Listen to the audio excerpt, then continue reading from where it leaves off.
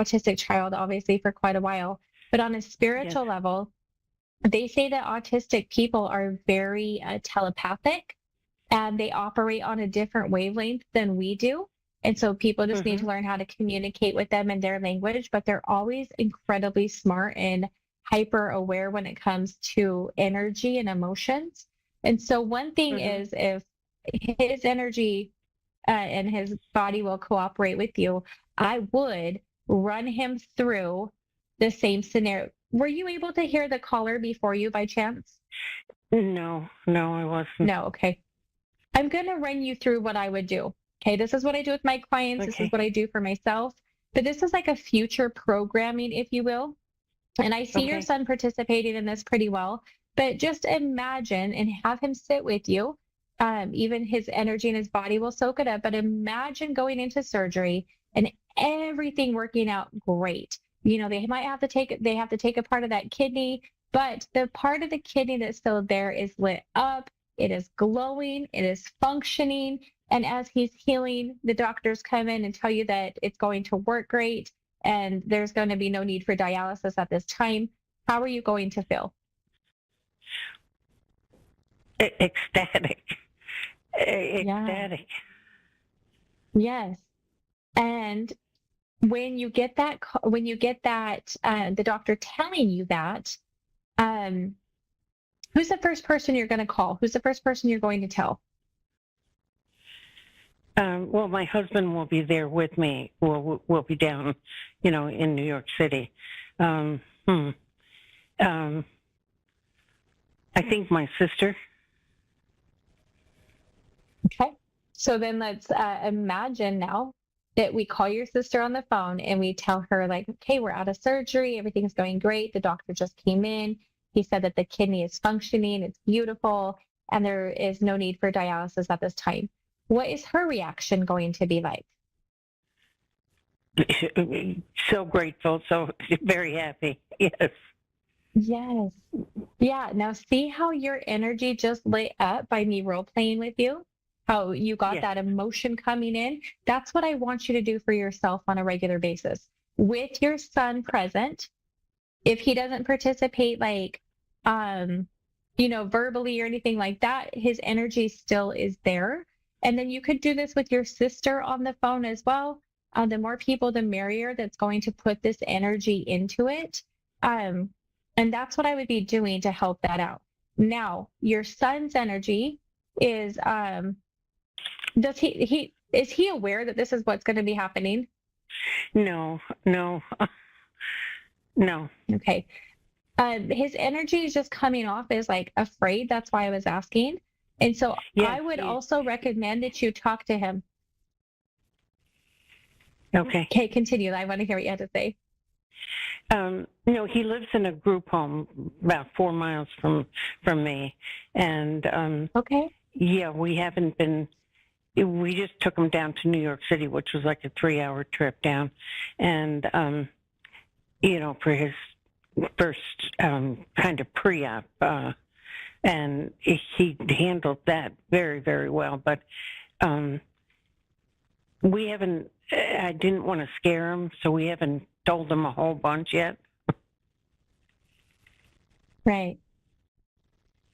Okay. So just keep in mind though that because he is autistic and he is very sensitive to energy, especially in the spiritual world, he's so smart. They're just so incredibly loving and smart that he's already picked up on that. So his energy is still like showing signs of being afraid. So even if you can't Hmm. be present with him all the time, I would also visualize that you're making a connection from your heart to his heart, the same way that we plug a cell phone into the wall, and just remind him you're safe, you're strong, you're going to get through this. Your kidney is going to work at its optimum. The body's going to heal. It's going to do what it needs to, what it knows it needs to do, and everything is going to go good. You're safe. You're amazing. And you're just going to pump him up like that, whether it's in energy form or if it's, with him present in front of you. And I would do that on a regular basis because his energy is just feeling afraid right now. But that'll help both of you out because you two are so connected together that it'll Yes, help you yes. out too. So I can do it from my home, and just keep talking to him, just visualize talking to him. Is that what you mean? Or do I have to, Yes, you yes. know, It's okay. where Okay. is he at his home right now and you're at your home? Yes, yes. Okay. So I'll show you how I do it. What is his first name? Don. Don. Okay. So Yes. what I do is I'm just asking that Beth and I connect to Don's energy. And I'm just imagining that there's this beautiful cord of energy going from my heart, from Beth's heart to Don's heart. Yeah, there you Hmm. go. You do that so easily, but just so you know, your energy connects so easily to him. And we're just going to take the time to communicate to Don's energy right now. And we're just going to imagine him. Gosh, he's got a great smile. So we're just going to imagine telling him, and I say it out loud, Don, you are incredible. I love you so much. And you have been such a light in my life, and I'm so blessed to be your mom. And I know that you might be feeling afraid right now, but I also know that you're going to be okay. You are strong, you're brave, you've always gotten through everything, and you will get through this too. And I want you to know that it's okay to be afraid, but you can also let that fear go because you're brave. You're going to be okay. Your body's going to go through the surgery, but it's going to help you to heal, to feel better, to have more energy. The kidney is going, a little piece will be taken, but the rest of the kidney will know how to function. It'll be bright and pink and beautiful, and it will function the way it needs to after it heals, and you will be able to feel better than you have. So allow your mind to be at ease because you're safe. We're going to get through this. And then I just remind you that I love you so much. I'm going to be here through the whole thing. And whatever else your heart feels like you need to say to him. And that's what I would be doing for him on a regular basis. Okay. Okay. Yeah. No, I appreciate that. Definitely I will do that. Yeah. Okay. Do you have any other questions for me? Um,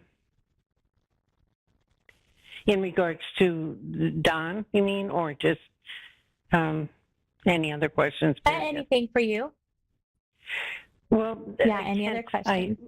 yeah, my daughter, she's a law professor, but she has a real anxiety problem, and she is so anxious about this. And um, is there any way that I could help her calm down?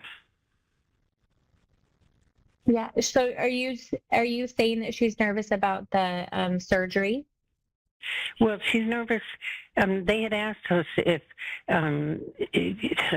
Don had a certain syndrome, and when he had his first kidney removed, they tested him for this.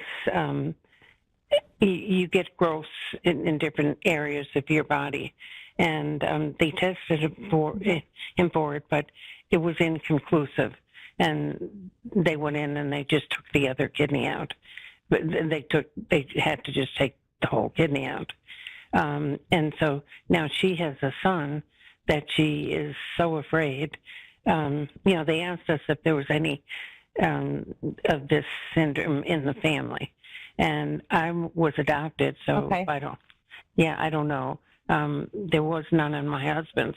But anyway, the test came back inconclusive, and they just, they never asked us again. But she is so anxious that, her son has it. How old is her son? 9. 9. Yeah. Um, so if the son ends up having it though, the thing is that there's going to be more knowledge on it, and you guys would be prepared if that were to happen. Because I can't see any information about whether he's going to have it or not. I can just see possibilities of him having it. But You she do see the should, possibility? Oh. yeah, I do see the possibilities of him having it. But even if he did end up with it for whatever reason, she's going to be on top of it. There's more knowledge nowadays than there was a little while ago, and he'll be okay. I don't see that child really having any problems, but at this current time, I'm just not getting a lot of information on it. So Well, she's also just worried know. about herself too. You know, you know, does she have it too? Oh, I don't see her having it, no. But she's always been pretty anxious, right? Oh, terrible. Mhm. Is she like a Pathologically anxious. hypochondriac? Yes. Yeah, and then she gets paranoid frequently? Paranoid? Yeah. Um, Oh, yeah, yes, I guess, yes. yeah. Okay. So there's definitely some things that you can do for that energetically. Um, Spiritually, it looks like she's got some past life trauma going on if you believe in reincarnation. Beth, I I do. do apologize. My phone has been frozen for quite some time while I've been recording, and I just got notified I have less than a minute, so I do have to get off Oh, the air. okay. Please reach back out anytime. I'm here on Wednesday nights at like 10:30 Eastern, okay? Okay, okay. Thank Okay. you so You have a much. great night, You've Beth. been wonderful. You're welcome. Thank you. Have a great night. Hey guys, I don't know what's going on with my screen. It has been frozen the entire time I've been channeling information.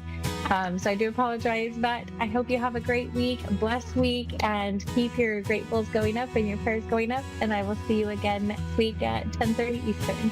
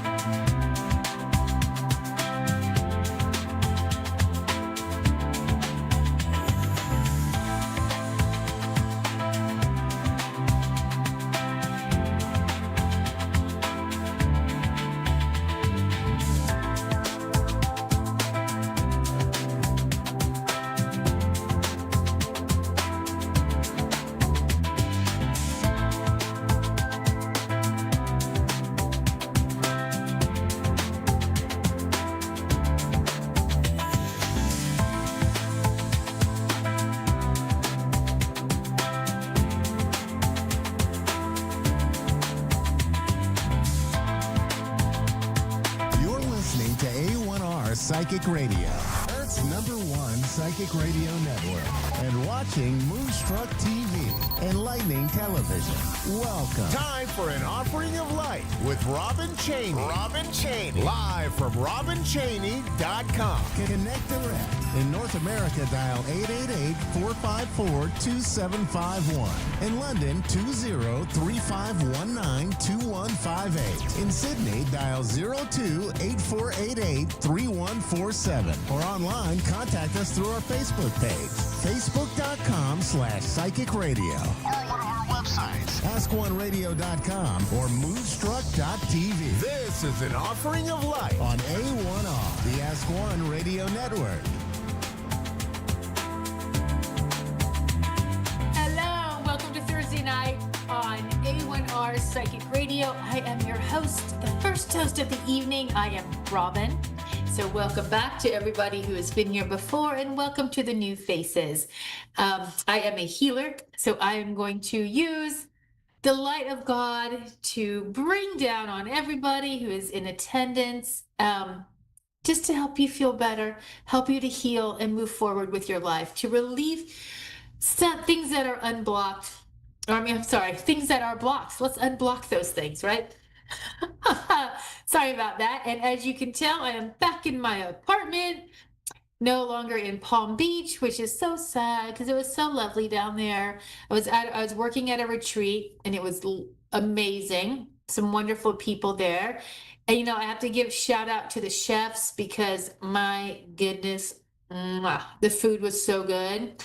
And I am on a medical medium diet, and they cooked all that food. Oh my gosh, if any of you are on that diet, it's so much work in the kitchen, and to have that provided, wow, what a gift. What a gift. And the food was oh my gosh, it was so good. I can't even explain. It was just amazing. So if y'all get an opportunity to go to the Restore Retreat down in Palm Beach, please do. It was amazing. And as far as I know, I'm going to all of them. So I'll be giving personal readings for 1 hour for everybody who's there.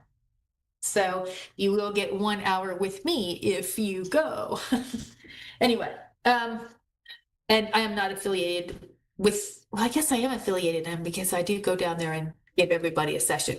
Anyway, so I am back home. It is finally warmer here in Florida. It's starting to feel like winter in Florida because it was like, I think 76 or 77 today. So yay. It's been so cold. So I'm so excited for it to be warmer. All right. And one more thing. I know some people sent me their phone numbers for this evening, and my apologies. I'm just running late today. I got home like 10 minutes before my client, and I finished with my client like 10 minutes before here. So I just didn't have time. I will try to find your phone numbers for next week, and I'll write them down and I will give them to Dave before I come on. I will reach out to you before just to make sure who's ever going to get a reading for me, just make sure that they're going to be on. So anyway, thank you for the people who submitted their phone numbers. I look forward to working with you. But until then, let's get going, shall we? So let's go ahead and get comfortable, whatever that looks like for you. And we're going to take 2 deep breaths in. Let's do that first one on the count of 3. 1, 2, 3, deep breath in.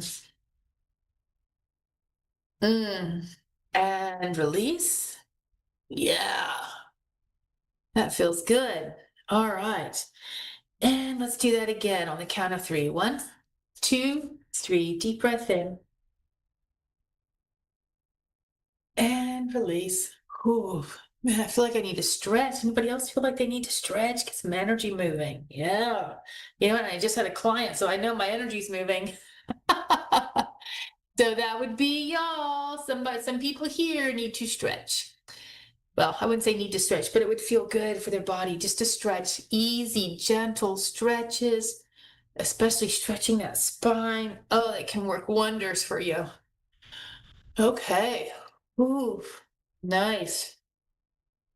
All right, so those of you who have been here before, you know the drill. I'm just going to start bringing in light from heaven, and we'll see where it takes us. Here we go. Okay.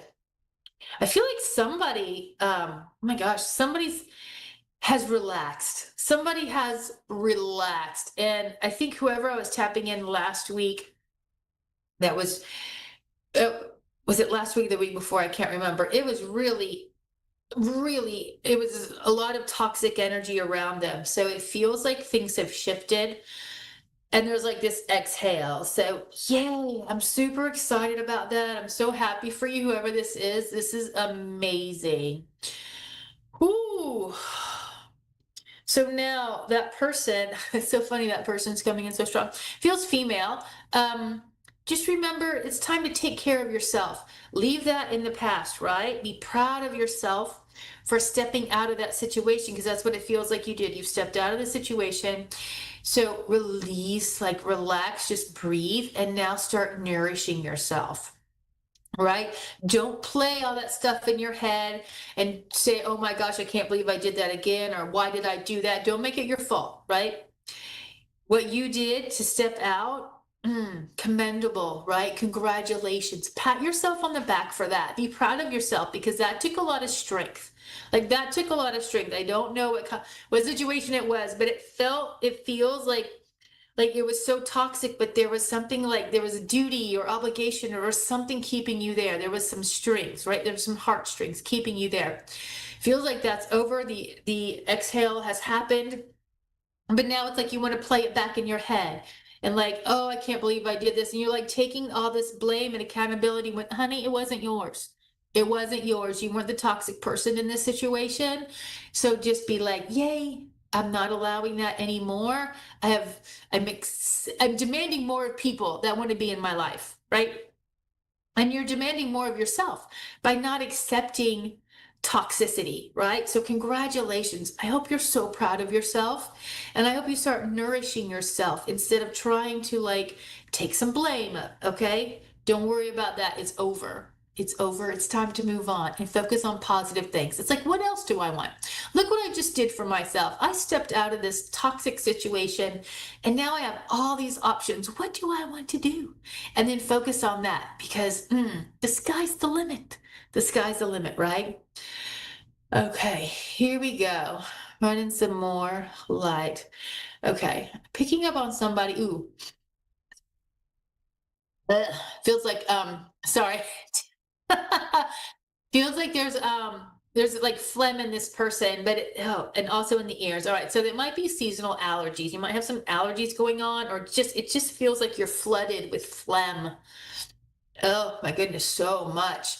Okay, so it feels like the breathing is also labored. Not a lot, but just it's like there's so much phlegm. It feels so tight and it's hard to breathe. So let me get in there because it's like the ears, the throat, the nose, the throat, like the lungs. Like there's so much phlegm.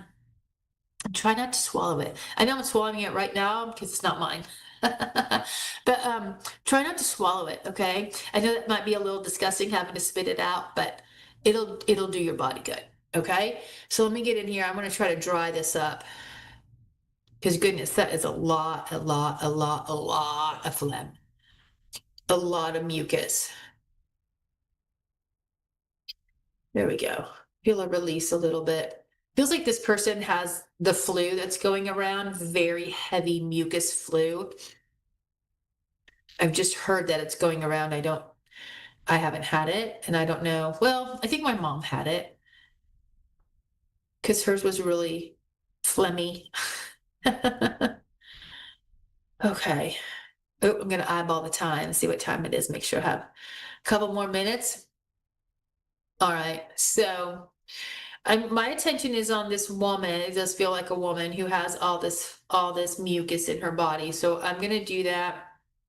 I want to make sure I give light to everybody that's here in attendance. So just take a deep breath in and inhale this beautiful light of God. Ooh, nothing gets better than that, right? Nothing's better than that. That feels just so good. Just want to make sure everybody's getting some nice, beautiful light. Feel like I'm rotating my ankles right now too. So somebody, yeah, stretching would be really good for, I think, several people here. All right, while that light is running through people's bodies, I'm going to go back to this person suffering, feels like with the flu. Feels like I don't have like a high fever, but I have like a fever. It's like just enough to be like, ugh, and then all this phlegm, like all this mucus. Ugh, so icky. All right, let me see what I can do here. I have like 3 or 4 minutes. Let's get pretty intense. So I may be quiet for a while.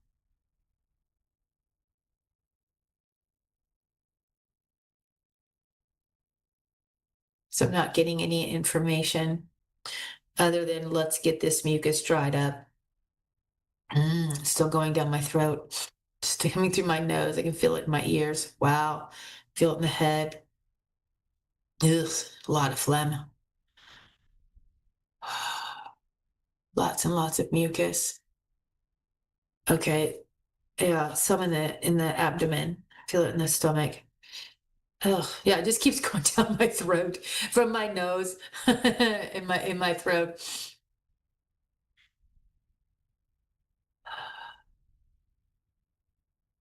Okay. So I feel like this is going to like help speed up the healing by like 2 or 3 days. Okay. Again, I don't feel like I think your fever's on its way out. Okay. Hopefully, I feel like it's just a little fever anyway. Like it's a fever, like your body's fighting off something, right? And we know it's the flu, right? So the flu bug is fighting off the flu bug, but I don't feel like it's going to be a spiky fever, and it feels like it's kind of like already over the threshold. So it should break very soon. And I'm hoping this is able to dry up some of that phlegm so your body can flush it out. So to help your body flush it out, it needs extra hydration, right? So please feel free to drink a lot of coconut water. If you want to throw some spirulina in there, that is my favorite drink, coconut water and spirulina. It's lovely. It's refreshing. And I'm like addicted to spirulina right now. If anyone is curious, I do the Vimergy brand of spirulina. I have 2 minutes. All right, let me intensify this because I'm going through the throat. I feel like someone's also this person is also asking, what about the restroom? What about the restroom? Okay, I feel actually the restroom, I feel like there's a constipation involved here. So there's an adrenal factor here. So just don't push, keep hydrating. And I think that's going to work its way out. Okay. Like literally. I'm cracking myself up here.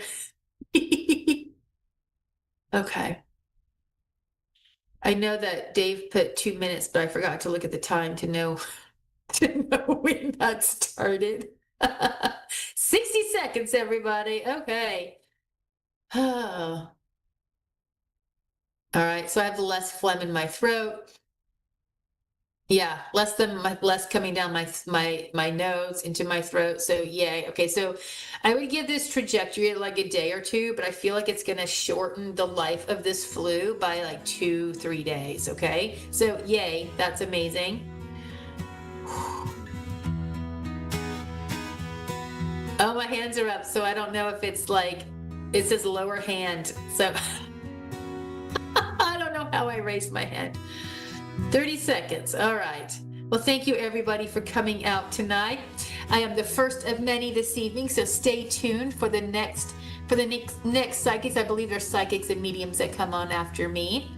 But I wish everybody a lovely week, a fulfilling week, and safe also, okay? Take care of yourself, hydrate, give your body fuel, and I will see you next week.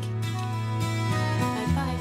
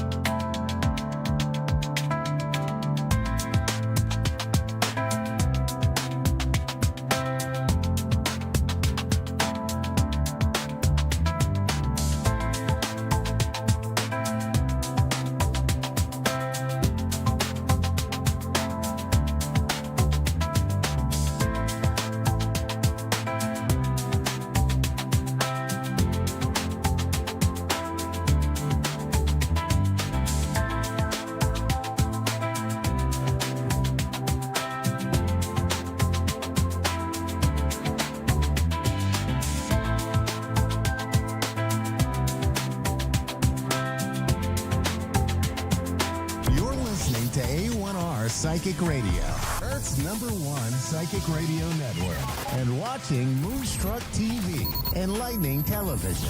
Welcome. Time for Nikki the Psychic. Nikki the Psychic. Live from Nikki-the-psychic.square.site. Connect direct. In North America, dial 888-454-2751. In London, 20-3519-2158. In Sydney, dial 02-8488-3147. Or online, contact us through our Facebook page, facebook.com/psychic radio. Or one of our websites, askoneradio.com or moonstruck.tv. This is Nikki the Psychic on A1R, the Ask One Radio Network. Hey, everybody. I'm waiting for my caller to come in. I hope you all had a beautiful weekend. It was great up here in Mount Pleasant. While I'm waiting for my caller, I'm going to give a shout out to my sponsors, which are Rock Bottom Jewelry and Engraving, and they are located in the lower level of Westmoreland Mall in Greensburg, Pennsylvania. And then my host for my beautiful room and my beautiful backdrop, that is Autumn, who owns Just Breathe Holistic Services, Wellness and Holistic Services up here in Mount Pleasant, Pennsylvania. Stop on in for one of her awesome treatments. Trust me, they are so beneficial, especially if you're looking more into the holistic side of healing. I would definitely recommend the Red Bed and the Foot Detox, especially if you suffer with different autoimmune conditions or things like that. This place is super beneficial. And I'm going to take my caller now, and I hope you enjoy the show. Judy? Hi, Nikki. How are you? I'm good, girl. How are you? I'm doing wonderful. Thank you for taking my call. Well, thank you for calling. All right, girlfriend, what can I help you with today? You know what? I'd love to know what Spirit has to say for me, but that's what I would like. All right, so I pulled 3 cards so far, and right now what I'm looking at, this is going to be more of a relationship reading. Okay. Is that something that you could possibly be seeking insight on at the moment? Because it's telling me that you're a magnet, like your energy is fantastic. Are you currently married? I am, but debating on what to do with that. All right. So, if that makes sense. Well, we're always a little bit more in tune than the other half. So, but I can definitely say that we have the 10 of Wands here. So I feel like his energy is very wishy-washy with you. Yes. And it's like hot and cold, up and down, and it's really throwing you for a emotional roller coaster, even though you do your best on a daily basis to be that happy, fun, loving person to be around. Definitely. You got it. So what we're looking at, have you been thinking about a separation? Yes. All right. So sometimes I hate saying stuff like this, but sometimes it's definitely needed in the situation, and it may not even be permanent, because I don't think this is permanent. I think there's just a fire that needs lit under his butt to see how grateful he needs to be for the life that he has with you. Okay.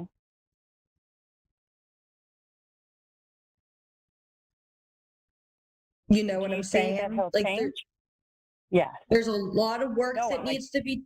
There is a lot of work that needs to be done, mostly on his end, because you are such a nurturing individual. I feel like you're just burnt out with this situation at this point in time. Correct. So do you see change, or do you think it's not going to change? The biggest thing that is going to bite him in the butt is he needs to be receptive to changing, and a potential, like a separation is what's going to, like, that's going to be your reality check. You know what I'm saying? Like I keep seeing spirit. I keep seeing spirit, like, because we got the hangman on the bottom of the deck, and that's all about pausing and changing your perspective. Okay. So we're going to give that opportunity for change to come, but we're also going to be strong, like in our boundaries and set in your ways. You know what I'm saying? Like, you know how you want to be treated. You know the type of relationship that you want to be in.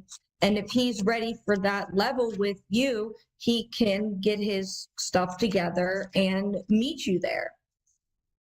Because he has all the potential. Like, I'm not seeing any bad cards for him other than his energy is just wishy-washy and a little bit immature, like emotionally. Oh, amen. You're right on target, girl. It's, girlfriend, it is just a cycle of burnout. And like, sometimes you need to put down that solid boundary of, listen, I'm going to separate myself from you. I have love for you, but I don't need to put up with this anymore. I know how I want to be treated. If you want to go to therapy and you want to work on yourself with me, I am there for you. Like, and that's just what he needs to do, a lot of soul searching on how he is as a person. Okay. Because I can just see you like you're working on it. Like, you put in the work and he's just kind of like trying to reap these benefits emotionally, and it's exhausting you. Yes. Yes. You got it. But like, sometimes we really got to put that work in, and we got to put down that boundary. Listen, like I said, like, remove yourself from the situation, light that fire under his butt, and wish him healing. And wish him, like, send him clarity. Hope that he sees essentially the mistake that he made from not being emotionally receptive to what you've been trying to tell him. Because I feel like this has been ongoing. This is just like a roller coaster of events, and you're just tired. Yes. Yes.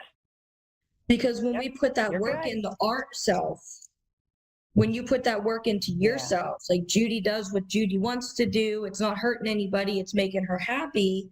Like, we open up a lot of opportunities for good karma to come in our life. And a lot of people only think and hear of the bad karma, but they never think of the good things that will come your way for, like, yeah, see, we got the world card. We got that, like, the world's in your finger, like in the palm of your hands for choosing you. Recognizing what you deserve. And then on the split, we got the Justice card again, and we got the Wheel of Fortune. So this is all karmic. This is something that needs to happen in order for things to get better. It's like a Phoenix moment. Okay. That's 100% a Phoenix moment. Like, and I see that he is totally capable of putting this work in with you. He just needs to snap out of it and get that reality check that, hey, like, she's not messing around this time. Okay. Yep. Yeah, you got it. You're right on target. This consumes you. Because we have the Nine of Swords, and it's like that thing that keeps you up late at night that you personally can't fix it. He has to fix himself in order to meet you, like, balance that harmony out. Okay. Yeah, because there's so many possibilities. Like, he literally needs to pull his head out of his butt. Yeah, I'm going to play this for him. Yeah. You're good. Yeah. Well, do you see anything else for me? Do you have any other questions? Anything you want me to dive in on? No, not really. You hit the target. You're right on target. Yeah. Yeah. But you're doing the right thing, putting yourself first. You gotta. Thank you. And I have been working on that. Yeah, and it showed in the cards because we had the Nine of Pentacles, and that's the magnet card. Like, you're doing it. Like, that's that law of attraction. You put out what you want back. You know what I'm saying? And that's you. And right Right. now there's a lot of shifts going on around you at the moment. Like I said, like this is a whole transformation time for you because now you're questioning things you may have just ignored before. But this healing and this shadow work that you're doing, like behind the scenes for yourself that you might not be vocalizing to people that you're keeping all internal, is going to be your reason to celebrate here within the next year. Because he does look up to you and oh, yes. Do you see that I'll have peace in this marriage, or is it just going to constantly be this roller coaster? You'll have peace and security. It's just going to be all in him. So it's kind of like a gray area right now because Spirit's not saying, like I keep hearing, give it a chance. So that way, you know, you did, if you choose to walk away and he chooses not to be better, like you know, you gave it that last final boundary. But however, like, I don't think it's going to go that way. Like, because we got the World card again. Okay. Like, yeah. Well, thank you so much. Oh, you're welcome, girlfriend. And if you want to talk more or anything, like jump on my Facebook. It's just Nikki the Psychic. I do a lot of collective readings, and then you can also get on my website as well. I think it's right down below here on the screen. Okay. Okay, All right. I'll search it because you were right on target. You knew exactly. You're good. Oh, thank you. Thank you, girlfriend. You're I appreciate welcome. that. Well, All right, thanks well, for you taking my call. You're welcome, Judy. Have a beautiful rest of your day. You too. Bye-bye. Bye-bye. All right. I love when I can give people that clarity because sometimes, like, you got to do that shadow work. You got to put yourself first, and you have to give change a chance. You just got to jump in there and do it. And some days is harder than others, but as long as you keep that integrity, like, you're going to have a happy family in the long run. And isn't that what everybody wants?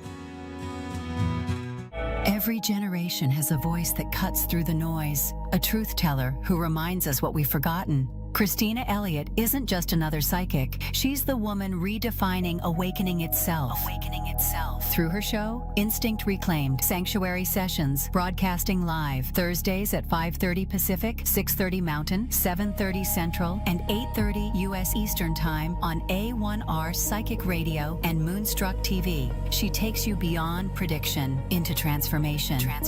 This is where illusion ends, where instinct rises, and where your soul remembers its unique power. Visit ChristinaElliott.org. Because you weren't born to survive the story, you were born to rewrite it.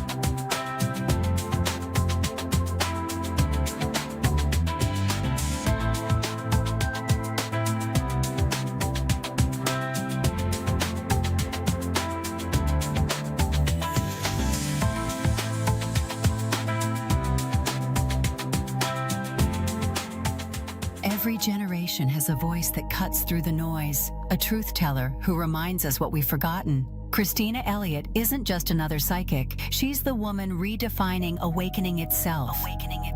Through her show, Instinct Reclaimed, Sanctuary Sessions, broadcasting live Thursdays at 5:30 Pacific, 6:30 Mountain, 7:30 Central, and 8:30 U.S. Eastern Time on A1R Psychic Radio and Moonstruck TV. She takes you beyond prediction into transformation.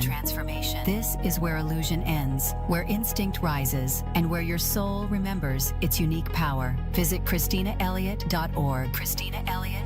Because you weren't born to survive the story, you were born to rewrite it.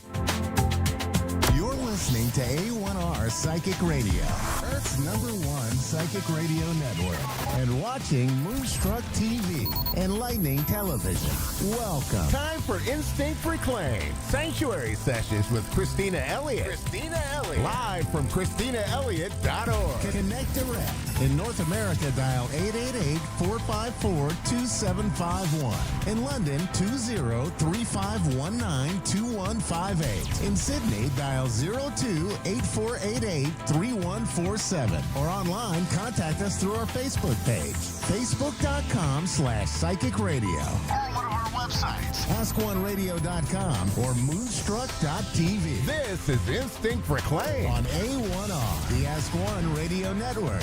Hey everyone, welcome back. Thanks for joining another episode of Instinct Reclaim Sanctuary Sessions. I hope you have all been having a beautiful week, and I hope you're ready to roll in to tomorrow, one more day till Saturday, and then we can all rest a little easier, although I'm sure there's some of you that are working or busy on the weekend. Anyway, last week, we talked a little bit about my pyramids. I'm going to bring them up again before we take a caller.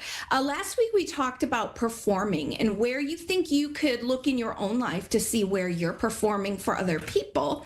And today, I want to talk about fitting in. So not only are you performing, but where do you find yourself forcing yourself to almost fit into situations to make you more comfortable?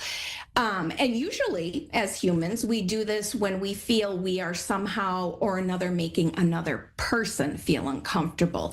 So instead of having conversations about those things with people, we just decide we're going to cram ourselves into whatever idea we think they need of us, and we're just going to fit in wherever we feel we need to fit in. But every time we're forcing ourselves to fit in at the expense of someone else's comfort, we're putting ourselves to the side and we're saying, hey, universe, I don't care as much about myself as I care about other people.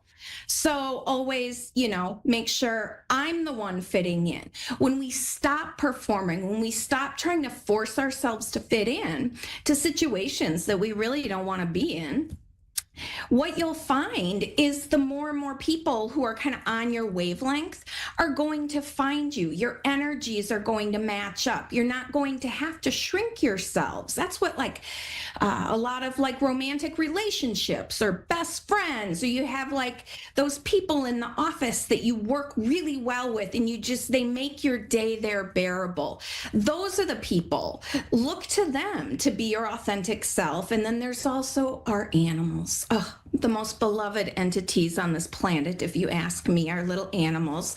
I have one right here. Hey, this is my little guy. His name, meet Captain Jean-Luc Picard, but we're real lax around the house, so we just call him Jean-Luc while we're here. Anyway, when you're not even sure who you are authentically,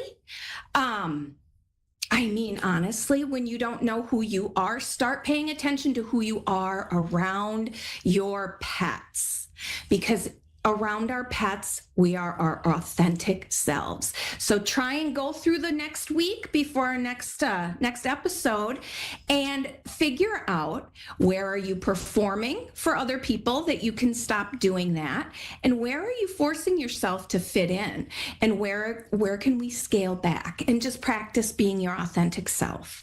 All right. We are ready for a caller. I've got Patricia in Merritt, North Carolina. Patricia, are you on the call? I am. Hey, how are you tonight? I'm fine. How are you? I'm very well, thank you. What can I help you with?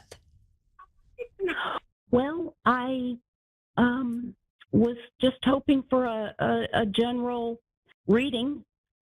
Oh, I love general readings. Is there anything in particular that you want to talk about, or do you want me to see what Spirit wants to talk about? Well, I would love to. I lost my husband, so We can check in on him. All right. wonderful. Yeah. What is his first name, please? Thomas. Thomas. All right. Give me one moment and I will go ahead and connect to Thomas.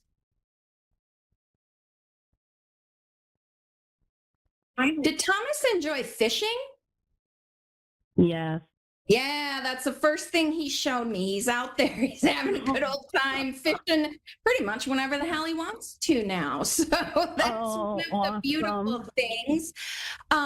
Did you guys like to spend time out like on the water together on a boat, perhaps? Well, I couldn't be in the sun, so it was hard for me to do that. Oh, I think what he's showing me now then, he's on a boat, and you know when you're on the other side, you get to work magic like you've never seen, at least here on in our dreams and on TV. But what he's showing me is that he has you there with him, kind of like he can fish and be with you at the same time now, if that makes sense to you, because he has the ability to just kind of hang out with you and do whatever he wants to do. So he does still spend a lot of time fishing, believe it or not, or at least that's the visual he's giving me. He's out there on the open water, just relaxing. And because he placed you on the boat there, that tells me that whenever he's in that fishing mindset, I guess, the fishing energy, as he's experiencing it, you are there with him, doing it as, you know, you're on the boat when you couldn't be with him. That's kind of where, oh my gosh, I'm talking too much tonight. I am so sorry, Patricia. Oh, no, you're fine. Do you have any particular questions you want to ask Thomas, or is there anything else you want to talk about? We can go in there too. Gosh, sorry. That's okay. Take your time. Were all our animals there to greet him? They must have been. Oh, he is showing me like floodgates. Did you both have a lot of animals growing up as children and then as well together during your relationship? Well, he and I, for 40-something years, rescued lots of animals. Oh, you did. That is so beautiful. Thank you for doing that. I've always been big into rescue, my husband and I both. And what Thomas showed me when you asked that question is just like these huge, you know, like two doors that open simultaneously together. They're much taller than at least any like humans walking the face of the earth. Huge like wooden doors open, and just these floods of animals came out, mostly smaller animals like dogs and cats. Yeah. And so I'm assuming you had more of the smaller dogs and cats animals, but they're over there with him for sure. And if you're interested, I can talk to animals on the other side too, if you want to ask about a particular animal or anything. But we can keep talking to your husband. I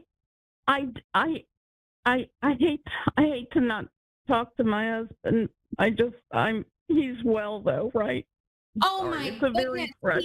No, it's a very fresh loss. I am so sorry, because what happens, I don't mean to seem insensitive, but when I'm channeling, I get the energy of Thomas as he is right now, and he's doing phenomenal.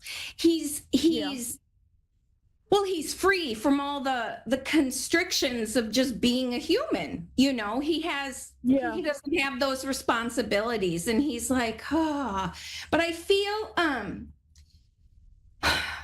was he sick for a little while and you were taking care of him? Yep. Yeah, Mhm. because I sense there's a little bit of anxiety from you around the way you cared for him, and he wants you to just toss that to the side. He is so grateful. He loves you. He loves you Yeah. more now than he even did then. And he's still with you. He plays tricks on you in the house, and you may not be aware of them yet. But as we continue to heal through our grief, and there's no timeline, I always say that there's no timeline for grieving. Don't give yourself one.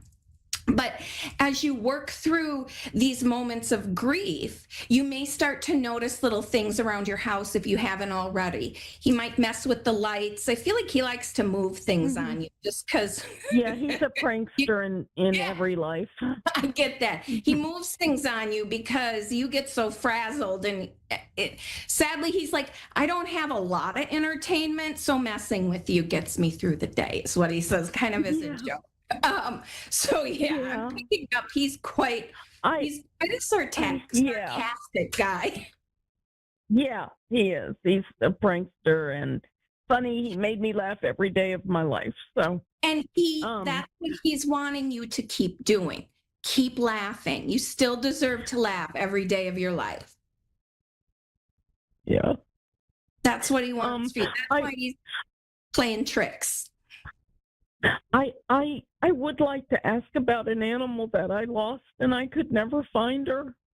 Oh, sure. Was this a cat? It was a dog. A dog? What was her first name?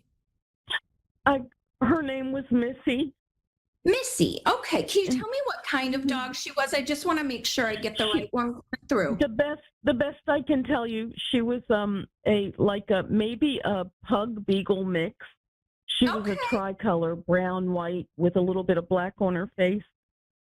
She was more of a beagle size, though? Yeah. Like had a beagle body more? That's what I'm seeing. Yeah. She's showing me that she kind of ran off, but someone picked her up and she lived out her life with them. I'm glad. So, yeah, nothing horrible happened. Put that out of your mind. They took very good care of her. It's almost as if she's like, oh, I was ready for a change. And I don't think that the people who found her were really, it's as if it never really occurred to them that she might belong to somebody else. Yeah. Okay, yeah. They were thinking, oh, lucky us. We found a new dog. Yeah. So, yeah. They just never really thought to go in and check with other organizations or rescues and so forth. We have about back then it was, oh yeah, basically newspaper ads looking for your dog. Oh yeah, that's way harder, and a lot of people just don't pay attention or make the effort. We have about a minute left. What else can I answer for you? Or now we're at 30 seconds. Well,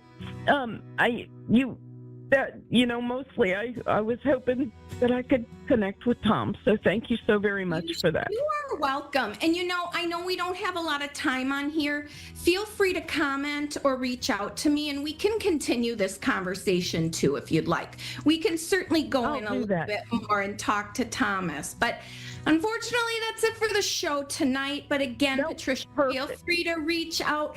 Thank you so much for calling in. Thank you, Thomas, for coming through and making Patricia hopefully feel a little more comfortable about your passing. But keep playing those tricks on her. She's listening.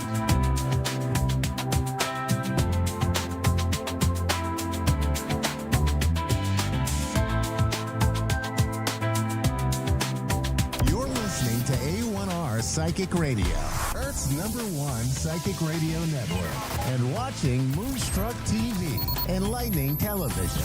Welcome. Time for Insights with Solaris with Jennifer. Live from Solaris.1. Connect direct. In North America, dial 888-454-2751. In London, 20-3519-2158. In Sydney, dial 02-8488-3147. Or online, contact us through our Facebook page, facebook.com/psychic radio. Or one of our websites, askoneradio.com or Moonstruck Moonstruck.tv. This is Insights with Solaris on A1R, the Ask One Radio Network. Hello, everyone. Welcome to another episode of Insights with Solaris, where I'm your host, Jennifer. I've been a tarot reader for over 10 years, and I do a lot of other things as well, from being an ordained minister to being a Reiki master. Whatever that I do, though, I always come back to say I am just a conduit of source energy, of spirit, and I bring messages and healing for those who find me. And as far as messages go, I always start out with a message for the collective over the next couple of days to the next week. And these are just themes to kind of be aware of as you're moving over the next couple of days. And as we're moving into the weekend, what I am seeing is that there may have been some people in your peripheral vision within, not necessarily in your direct friend group, but a little bit farther out, of people who may have been falsifying information, being a little bit deceitful. Now, this could show up as somebody just gossiping and changing the story as things just happen, or it could be as someone just flat out lying to your face. Whatever situation you may find yourself in, you're being encouraged not to act. You are being encouraged to continue to observe, to kind of understand how things are unfolding a bit more. So it's like, okay, collect that information and figure out what exactly is going on before you go out and you start any type of conflict about anything like that.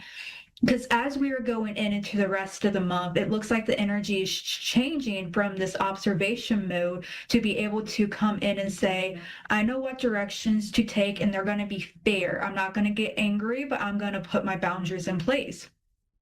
I also see that as far as the collective goes, there seems to be a shift in balance as well. And on the individual level versus the collective, it can look many different ways. This could be, okay, making sure that you have a balanced household chores in your home.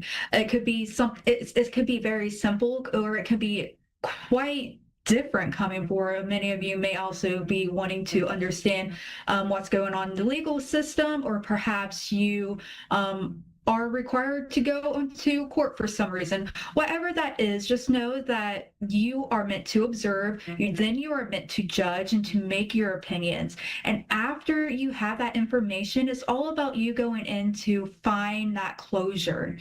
Sometimes when you are at the victim of gossip, or perhaps you have somebody that has been gossiping, it can be a reflection of them as to why would they need to falsify information, or why do they need a gossip? And if you take it more on why is this person doing this, it makes things clearer on how to move forward. So hopefully that will make sense as you move across the next week. Remember to observe, and then the clarity will come later. All right, so for the collective message, I'm going to leave it at that. But we are going to go into our caller tonight, and we have Chris from Missouri. Hello. Hi, how are you? I'm doing really good. How are you? I'm doing okay, thank you. Are you sure about that? No. You know what? That's okay, because the very first card, I'm like, Fake it till you make it. You know what? We got to do what we got to do. So what can we do for you tonight in order to actually help you from being fake it till you make it to actually feeling more okay?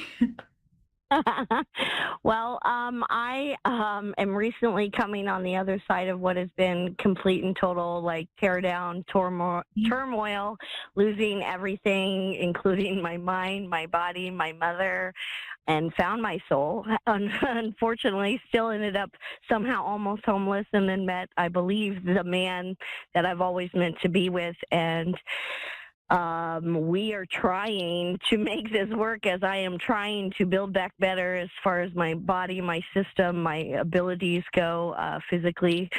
and all of this stuff. And he took me on without question within a day of meeting. And I know that he is exactly what I've always seen, but not necessarily what I've gotten.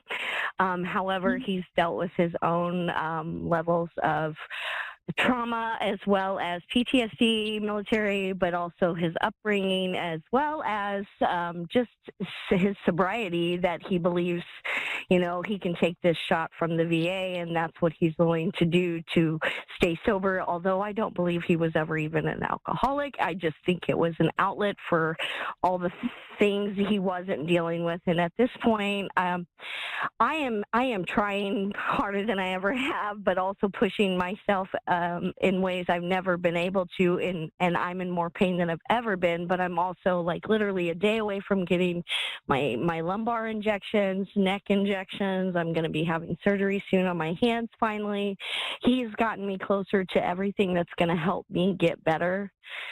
And it's only because of him, but also I've never wavered from what I've always seen. Again, not truly even gotten. And I'm hoping, I kind of made a plea the other night that was everything that I can't imagine taking me on was for him, only to completely detach from me almost immediately to where we never really got started.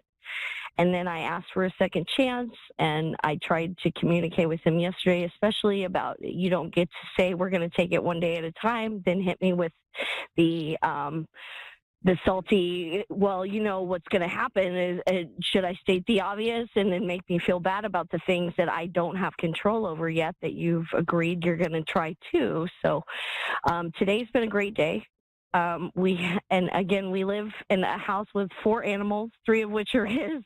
Mine's the baby. And I feel like we are a family already, and we're about to take on another property. I'm hoping that includes me too. I don't want a future without him in it. However, my goals have not wavered from everything. I'm still striving to get back as far as my abilities, my life, and my greatness that I was already kind of killing it before my body decided to shut down. And I didn't get a choice. And then my mother died, and then I ended up homeless only due to my sister ensuring that I have nothing, only so I could suffer more and it not be about the money. But I'm hoping that I'm on the cusp of literally everything that was on the other side of this stuff, and the light was not a bug zapper, and that I truly am going to start seeing things flow in that I've been waiting on for 2.5 years that haven't even been possible until now, and it's all going to floodgate in. But I'm just riddled with anxiety all the time, and my system's so unbalanced without even my supplements to keep me regular and mindset and things like that, that I am debilitated most often, and I have become such a depleted version of anything I could just survive before, that I feel like I'm running on fumes. Take a deep breath, Chris. Take a deep breath. That's the other thing. My auto response is to stop breathing, clench my teeth, and hold my breath. It's so crazy. Yeah, and the tension in the upper back, you see that, and it's going right. down. Oh my God, the neck that I literally have had a pinched nerve from the front collarbone on my right side to the back, to where I'm hopefully going to get injections soon. But again, I have no relief, and it's constant, and I'm in so much pain all the time. Yeah, that chronic pain, it really can wear a person down. So as we were working, if you are open to this, I'm just going to request that my guiding team and my healing team just come into your energetic field, kind of do some healing work for you and your physical body. Please. So I'm just going to allow them to do some work in the background. I have a lot of cards for you, so I'm going to try to get through as much information as I can. But if you have something that you need to talk or energetic with, just please do so, okay? Because when I get into that channeling period, sometimes I can talk a lot, and then it's just word vomit. So I want to make sure I'm the same way. Fantastic. And I'm So- about to start doing tarot readings for others, so I'm praying that I can get this shit under Fantastic. control, because it's the only way that I've been able to help myself is to try to help others in this way. So I appreciate whatever you can offer, and I totally believe everything you just said. And I love that because I was pulling out some cards, and one of the cards I pulled for you was the Mystic. And I love that because it is supported by this relationship that you're trying to cultivate as well. Oh, and he's a magician by nature. Also, he's a magician and balloon artist. I pulled the So I'm magician like, you really too. are magic. And I was like, oh my God, where have you been all my life? So let's go step by step. I want to try to get through all this information. To begin with, your mother energy, I pulled some cards on how we want to. She's with me every day. Yeah, immediately I'm gonna say that stronger than we ever were when she was alive. And like she really does have where she wants you to be comfortable. She wants you to be safe and happy. And a lot of that is about the whole world. But it seems like whatever has happened in the past, she is going to make sure that you get an equal day. That's what I keep hearing. It may not show up exactly as getting. Nope, it hasn't, but I'm not worried.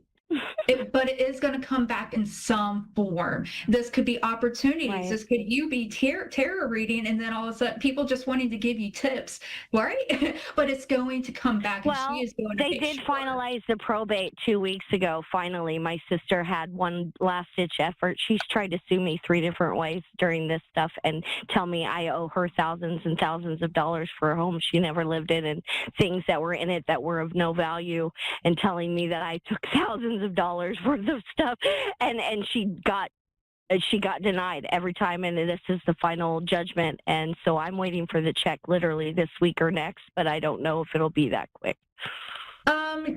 Give it 9 days for more information to come through. It does seem like it's going to happen quickly. I'm seeing the number 0. So this is a complete cycle happening. So it seems like possibly like after February, as we're going into a new month. I'm also seeing 1, so 110. But it seems like 9 days, you're going to get more clarity. So try to let that just concerns fade away, because you are being taken care of in the spiritual world to make sure whatever I kind of had a fire under my lawyer's butt, and he now isn't messing around because he was supposed to be retired 6 months ago. Well, no, he'll retire afterwards. Either way, I had to use some legal terminology, and I already have an investigation approved by the Missouri Bar on her lawyer, so I'm just waiting for it to finalize before I tear the whole house down. And then when you tear it down, you rebuild it in the way that it's supposed to go. So I love that. So just let that happen. There's nothing for you to do right now. You just let it happen. And we are running out of time. So I'm going to have a lot of information in 90 seconds, okay? Okay. Regarding your body, you are becoming more balanced with your mind, body, and soul. So the hiccups that you were having, it was emotional based, where then your physical body just fell apart because you were still needing to address some things emotionally in order to build that back up. There's a lot of things going to be happening in the background regarding your health. Now, I am not a medical professional, so please, of course, go through all your medical professionals in order to do all of this. Do your research and stop procrastinating. So make sure that you do your checkups, do your shots, do your surgeries, and that is going to help create more of that balance. Now, with this relationship coming forward, it does seem like this is a person that can really help you. He has already helped you, and it's going to help you come back to your feminine energy, where you feel like you have more authority with a lot of love and tenderness to it.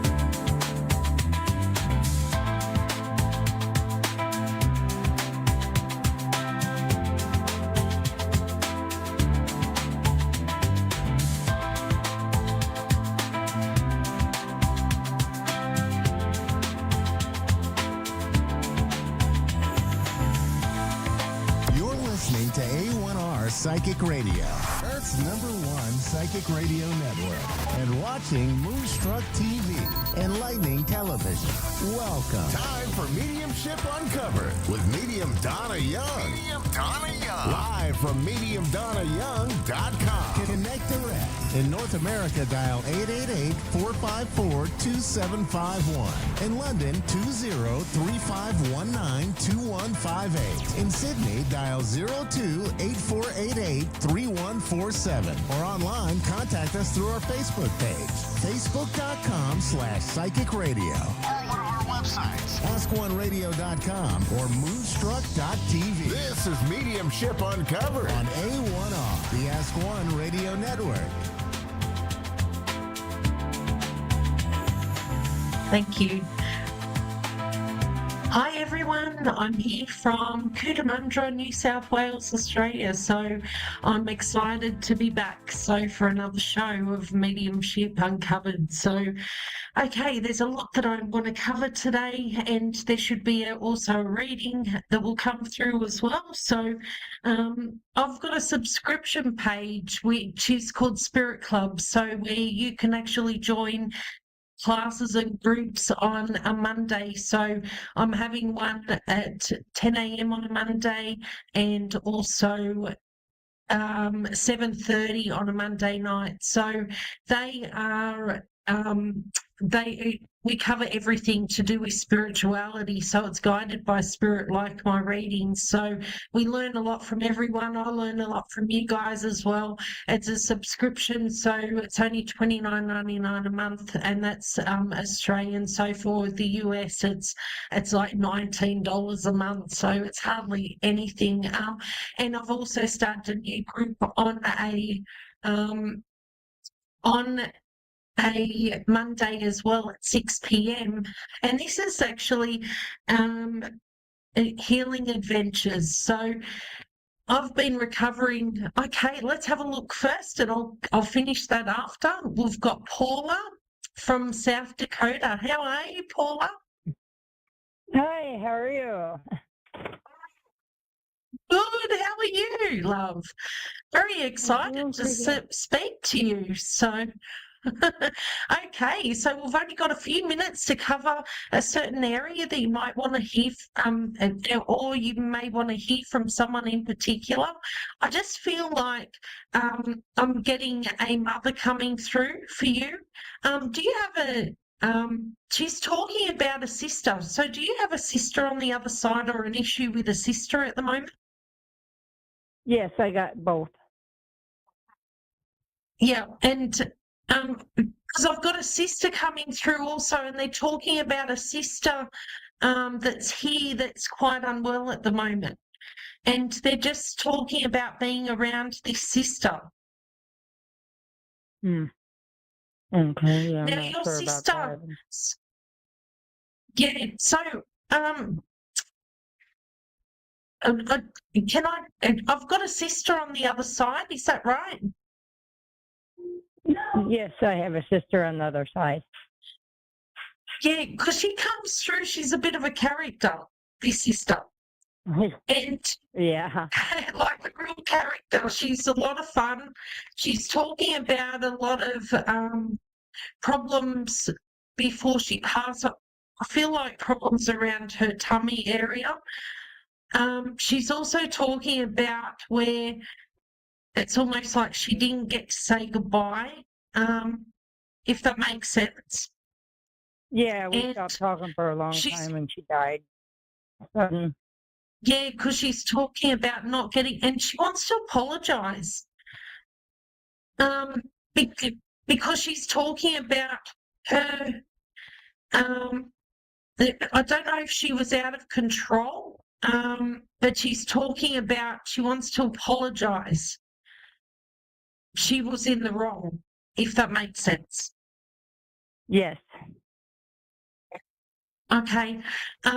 She's also talking about where, are you moving? I've been trying to contemplate if I should or I shouldn't. Yeah, because she's talking about a move. but I'm seeing this in the next 12 months, not yet. It's almost like things need to play out for this to all happen. And it's almost like you're not even sure where you want to go at the moment. That's exactly true. And I'm uncertain. yeah, and she's saying just hold still at the moment because there's going to be a situation that's going to happen where you're going to make the choice. That will make the choice for you. Okay. Do you have a daughter? Yes, I do. Yeah, because I feel like the choice will be to do with the daughter and a situation which I'm not sure if there's been issues with this daughter. Yeah, with a little I'm bit of a raising her disconnection. kids.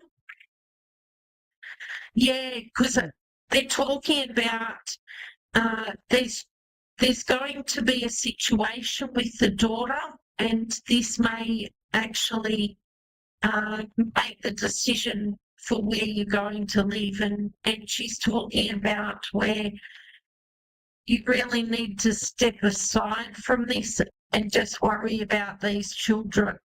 Yeah, I've been trying to make a decision. I stood by her for 10 years with her addiction, and I adopted her kids, and I've been trying to struggle with walking away from her because I've tried everything and nothing works, and she just doesn't care.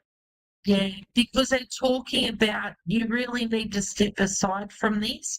And I feel like the move will be something to do with that, where she might not be able to know where you guys are, because I'm not seeing this actually getting any better. Does that make sense?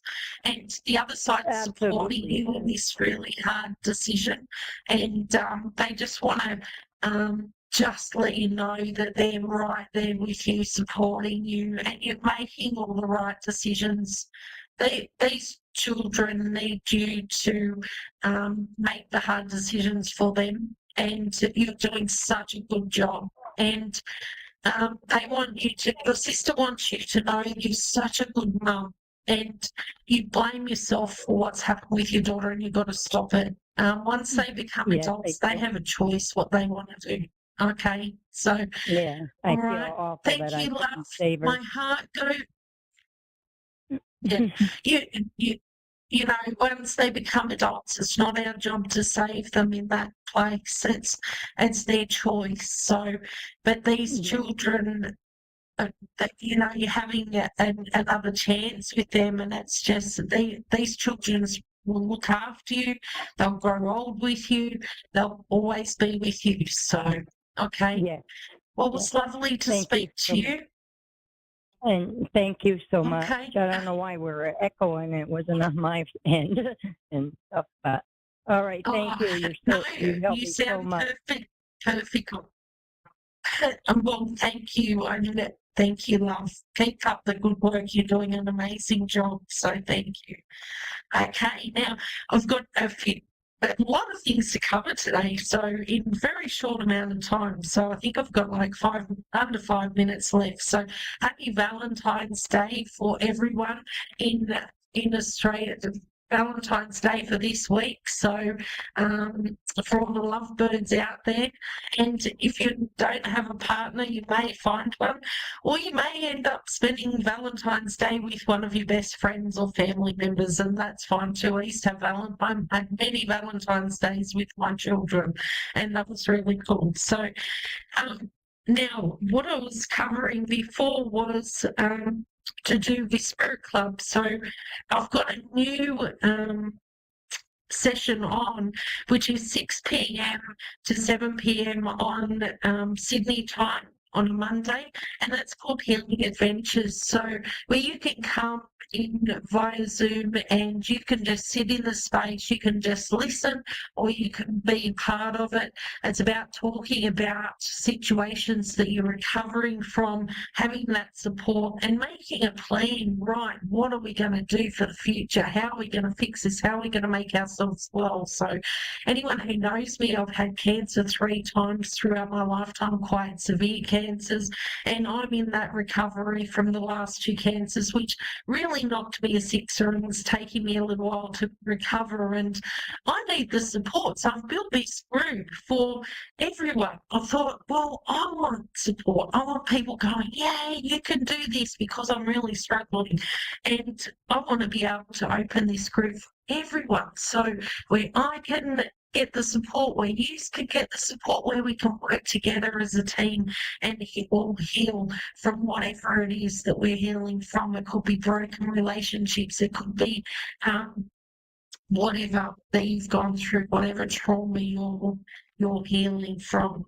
Now, with my subscription page, I've got a lot of new subscribers, and I just want to do a really quick shout out to Ange, to Jamie, to Cannon, to Myra, Tracy, Jeanette, Jordan, Sharon, Zoe, and Jade, who's been with me for quite some time, but I think she's come back. And I've actually got a message for you, Jade. I've got a gentleman coming through, and he's talking about love. He's said in love, there's big changes, big shifts in your life, which have finally come to an end. Like, I'm not sure if this has been around something, a person or an addiction or something that you've been kind of really caught on, but it's kind of finally coming to an end. So if you join Spirit Club, my subscription page as well, I do daily readings, and you can ask me a question via email and I answer them as well. So now I've also had a spiritual question from someone as well. Do spirit get stuck, and do they turn up in my reading straight after they've passed? Yes, they do. Some people I can see in the grey area before they've passed, and no spirit ever gets stuck, ever. I've heard that over the years, off and on, and I think it's a little bit ludicrous, but spirit, our soul knows what it's doing. Our souls are way ahead of time than what we are, and our soul leaves our body, and there's a whole process. So just know that we never get stuck. Our loved ones never get stuck. There's an imprint, which I'll talk about next week, but no, we never get stuck. So thank you, everyone. Thank you for having me. And there's a documentary coming out shortly in the next few months. It will hit America first, so I'll keep you posted about that as well. So, but you can always book on medium.donnayoung.com on my website, so you can find out everything and what shows I have on there. So have a great week, everyone, and I'll see you next week. Bye.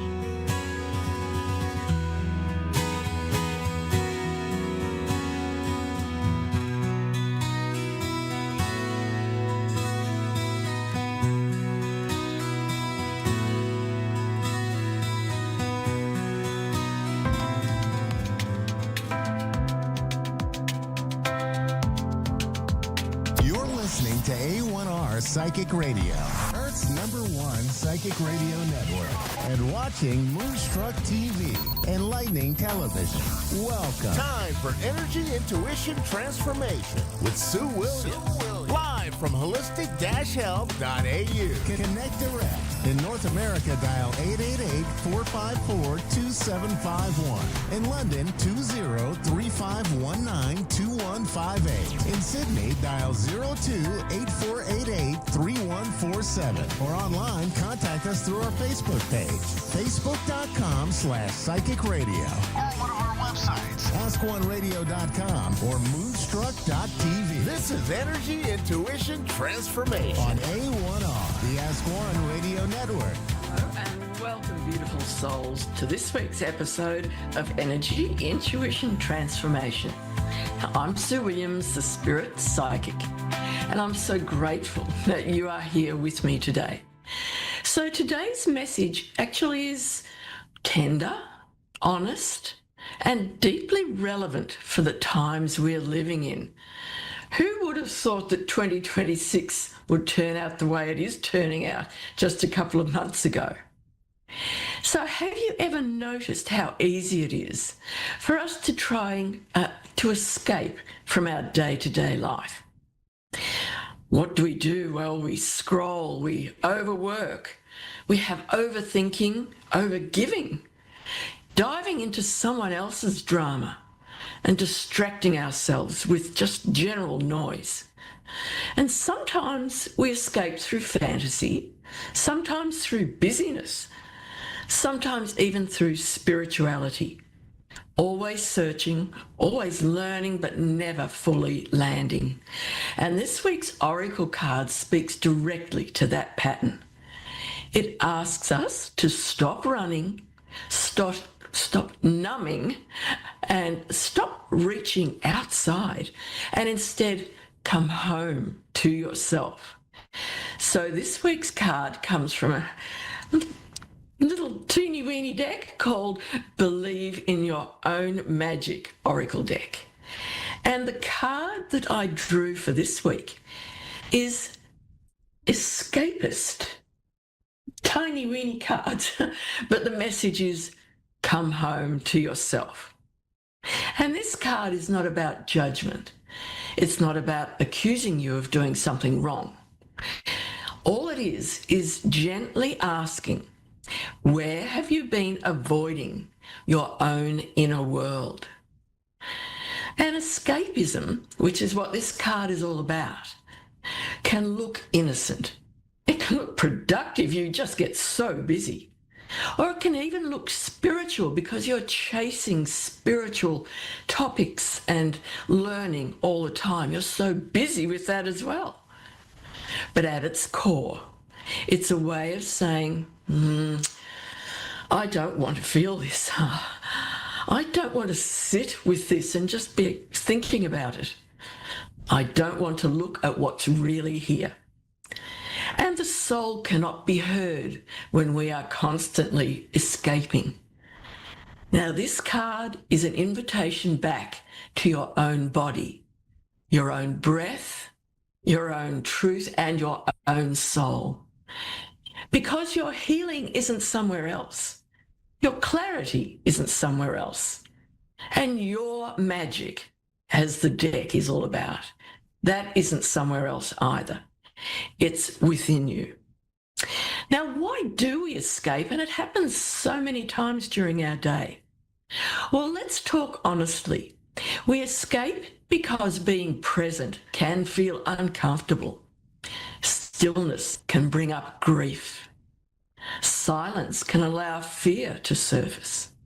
And slowing down can reveal unwanted truths. And sometimes we're afraid that if we stop moving, we'll just fall apart. But what if the opposite is true? What if slowing down is what helps you come back together? Now, escaping keeps us fragmented. Our concentration is just everywhere at once. But coming home to ourselves brings integration, and integration is power. So what are some of the signs that you are living in escape mode? Well, you might notice you constantly distract yourself from being alone. You struggle to sit in silence. You avoid making decisions by overthinking them. Oh, the what ifs. And you fantasize about a completely different life instead of adjusting to this one that you have now. You may feel disconnected from your body like it's not even yours. And know that these are not failures, but they're signals. Your soul doesn't shame you. It whispers gently in your ear. And this week's Oracle card is that whisper for you to pay attention to. Now, to get this new message about coming home to yourself, let's do a short meditation. And remember, please do not listen to this meditation while driving or operating machinery.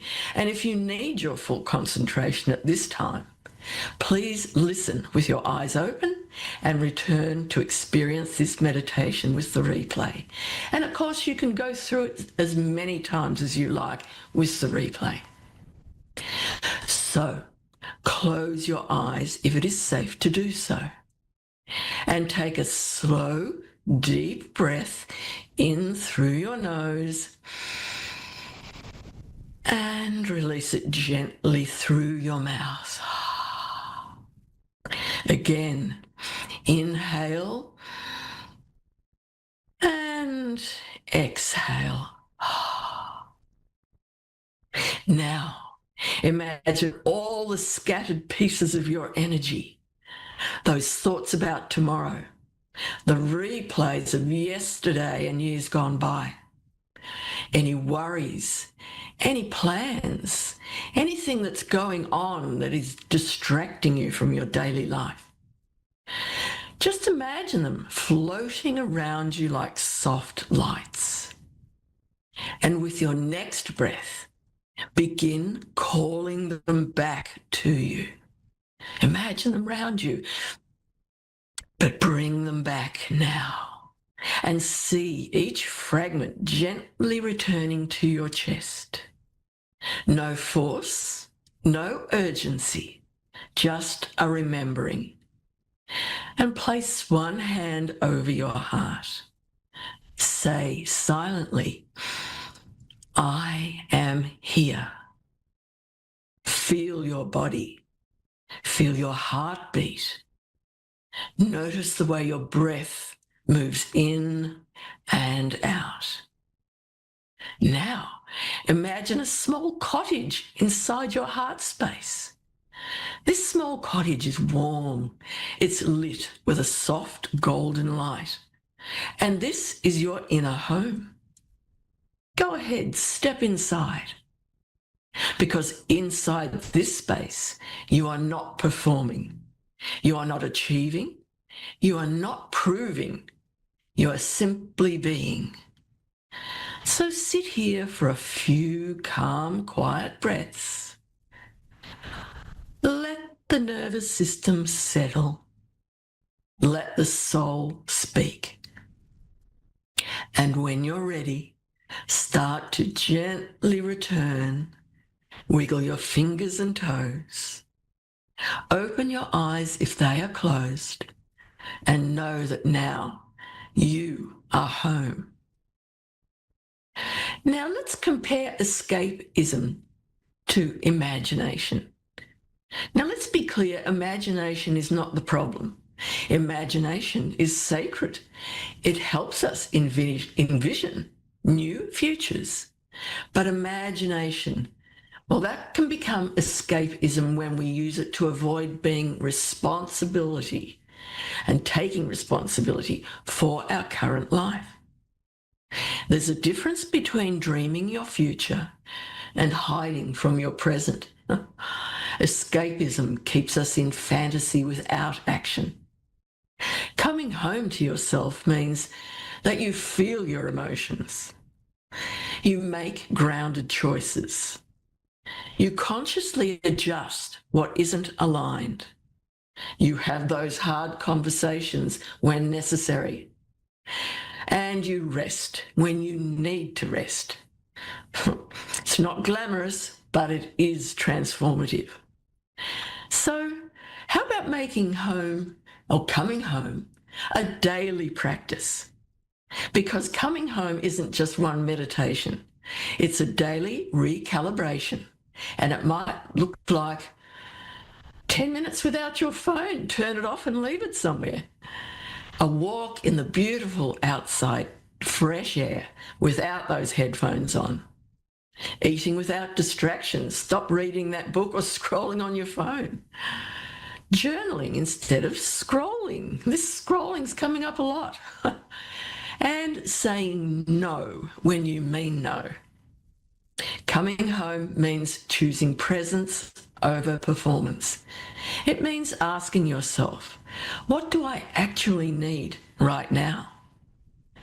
Well, not what looks expensive or impressive, and not what others expect of you, but what your nervous system, your heart, your soul needs at this time. And of course, our animals are incredible mirrors for this. Animals do not escape their bodies. They do not live in mental time travel into the future, back to the past. They are present in the moment. And if you have an animal companion, notice how they ground you when you connect to them. They pull you into the now, into touch, into breath, into rhythm. They model coming home beautifully. And often when I work with animals and they're humans, I see how the animal absorbs the emotional tension of a distracted, overwhelmed owner. And when you come home to yourself, your animal feels it too. Your grounded energy supports their well-being as well as your own. So think about how your life affects the life of your beautiful companion animal.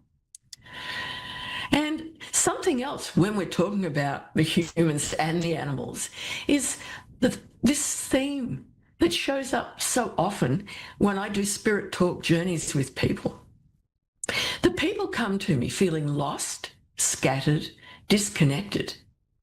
They don't know where to look for the answers. They've looked everywhere so far, but nothing has worked. And when we gently listen to their soul's deeper voice, what emerges isn't complicated. It's quite simple. We hear short phrases like, I miss myself. I don't know who I am anymore. I've been everything for everyone else. And Spirit Talk helps uncover those buried truths and gently guide you back to your own frequency, back to your own rhythm, back to your own inner home. So if this message resonates deeply, I invite you to explore a session by going to spirittalk.au.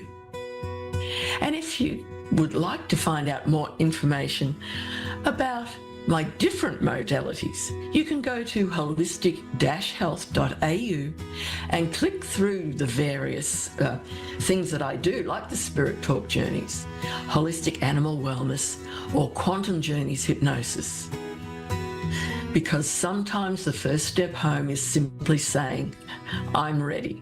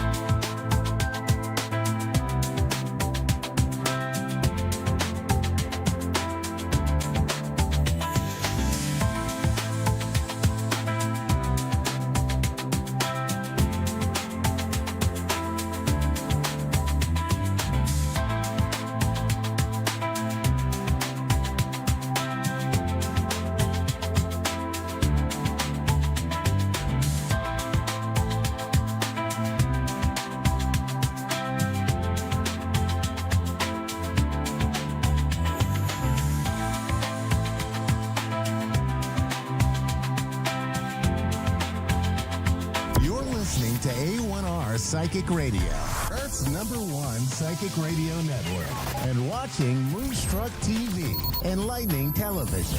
Welcome. Time for Tales from the Other Side with Chris Clardy. Live from TerrellAndLenormandbyChris.com. Connect direct. In North America, dial 888-454-2751. In London, 20-3519-2158. In Sydney, dial 02-8488-31 24/7. Or online, contact us through our Facebook page, facebook.com/psychic radio. Or one of our websites, ask1radio.com or moonstruck.tv. This is Tales from the Other Side on A1R, the Ask One Radio Network. Good evening, everyone. Happy Thursday. Hope you are enjoying this week and have some big plans coming up for Valentine's weekend. I thought I would chat a little bit about pets boredom this week. With the weather and being cooped in, a lot of our pets are getting a little antsy to get out and play and romp around. And with the ice that is in parts of the country, it can get a little dangerous when they're out running about and playing in the yard. So we have to be mindful of them tearing around the yard and slipping and getting hurt, especially our older ones. I have a 13-year-old that thinks she's 3, I think, sometimes. And she did that earlier in the week and decided to take off running across the deck. And she's been hobbling around for a few days. And I've been having to give her some pain meds every night. So we've been keeping a close eye on her and trying to make her act her age, but that's always a little bit difficult. So just, keep an eye on that, especially the older ones, and try to find some safe surfaces for them to play on. So it looks like we got Douglas in Edmonton, Alberta. Hi, Douglas. What can we help you with tonight? Well, we had a missing cat, and I was wondering if you can kind of give me some anything about whether she's alive or not. I think she is, but some say she's not. Okay. Douglas, help me a little here so I can kind of tune into her energy. How old is she? She's about 3. Okay. She's calico. Okay. She's a calico, really pretty calico. And how long has she been missing? She went missing last September. And the reason why I think she's just somebody, she's so pretty, I think somebody took her in for the winter and won't give her up, and it tears down and ignores missing cat signs, Yeah. That's my first opinion. Okay. So what's her name? Marble. And she's got her tail is like it got caught in the car door when she was a kitten. Got a kink in it. Okay.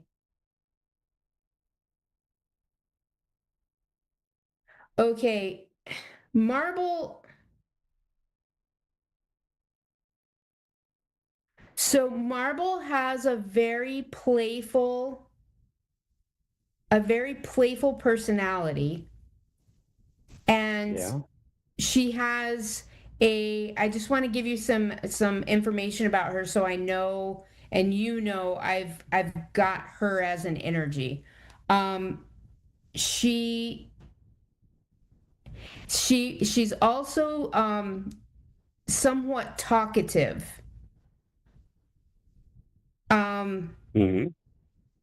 She also she likes to really explore too. She's very inquisitive, very she's kind of ornery. She does feel like I'm feeling a sense of playfulness and like this big sense of energy. I agree with you. I don't feel like she has crossed over. I feel like she is on this side, and I'm feeling like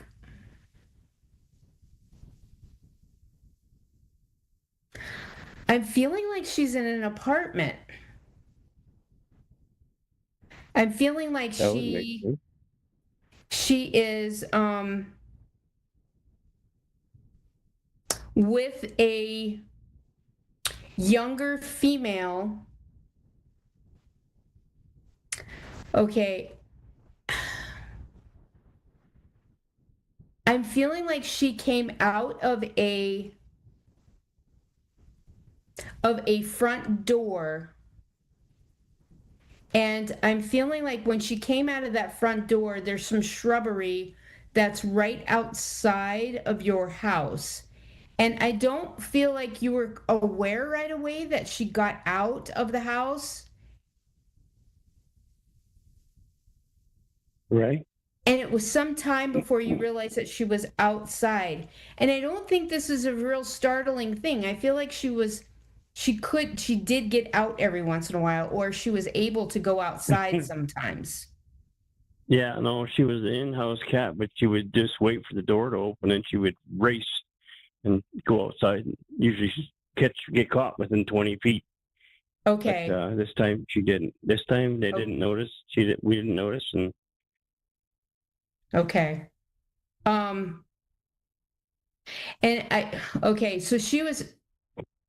I feel like she was outside for probably an hour or two before somebody noticed that she was outside. And I feel like she kind of stuck to the house for a while because it was like more like, oh, look, nobody's coming to get me. And then she got braver and braver and kind of, there's a building away from your house. I'm not sure if it's a garage or a shed that she got curious about and went to that building, and then kind of a succession of moving from building to building. And from that point, kept kind of moving further and further away from the house. Yeah. And I also feel like there's a neighbor that is several houses away that wasn't familiar with her because she wasn't seen outside usually, and thought that she was a stray. And I almost feel like one of your neighbors, not within like 5 or 6 houses, thought that she was a stray cat, and one of their adult children has her. Okay. That might be a lead for you.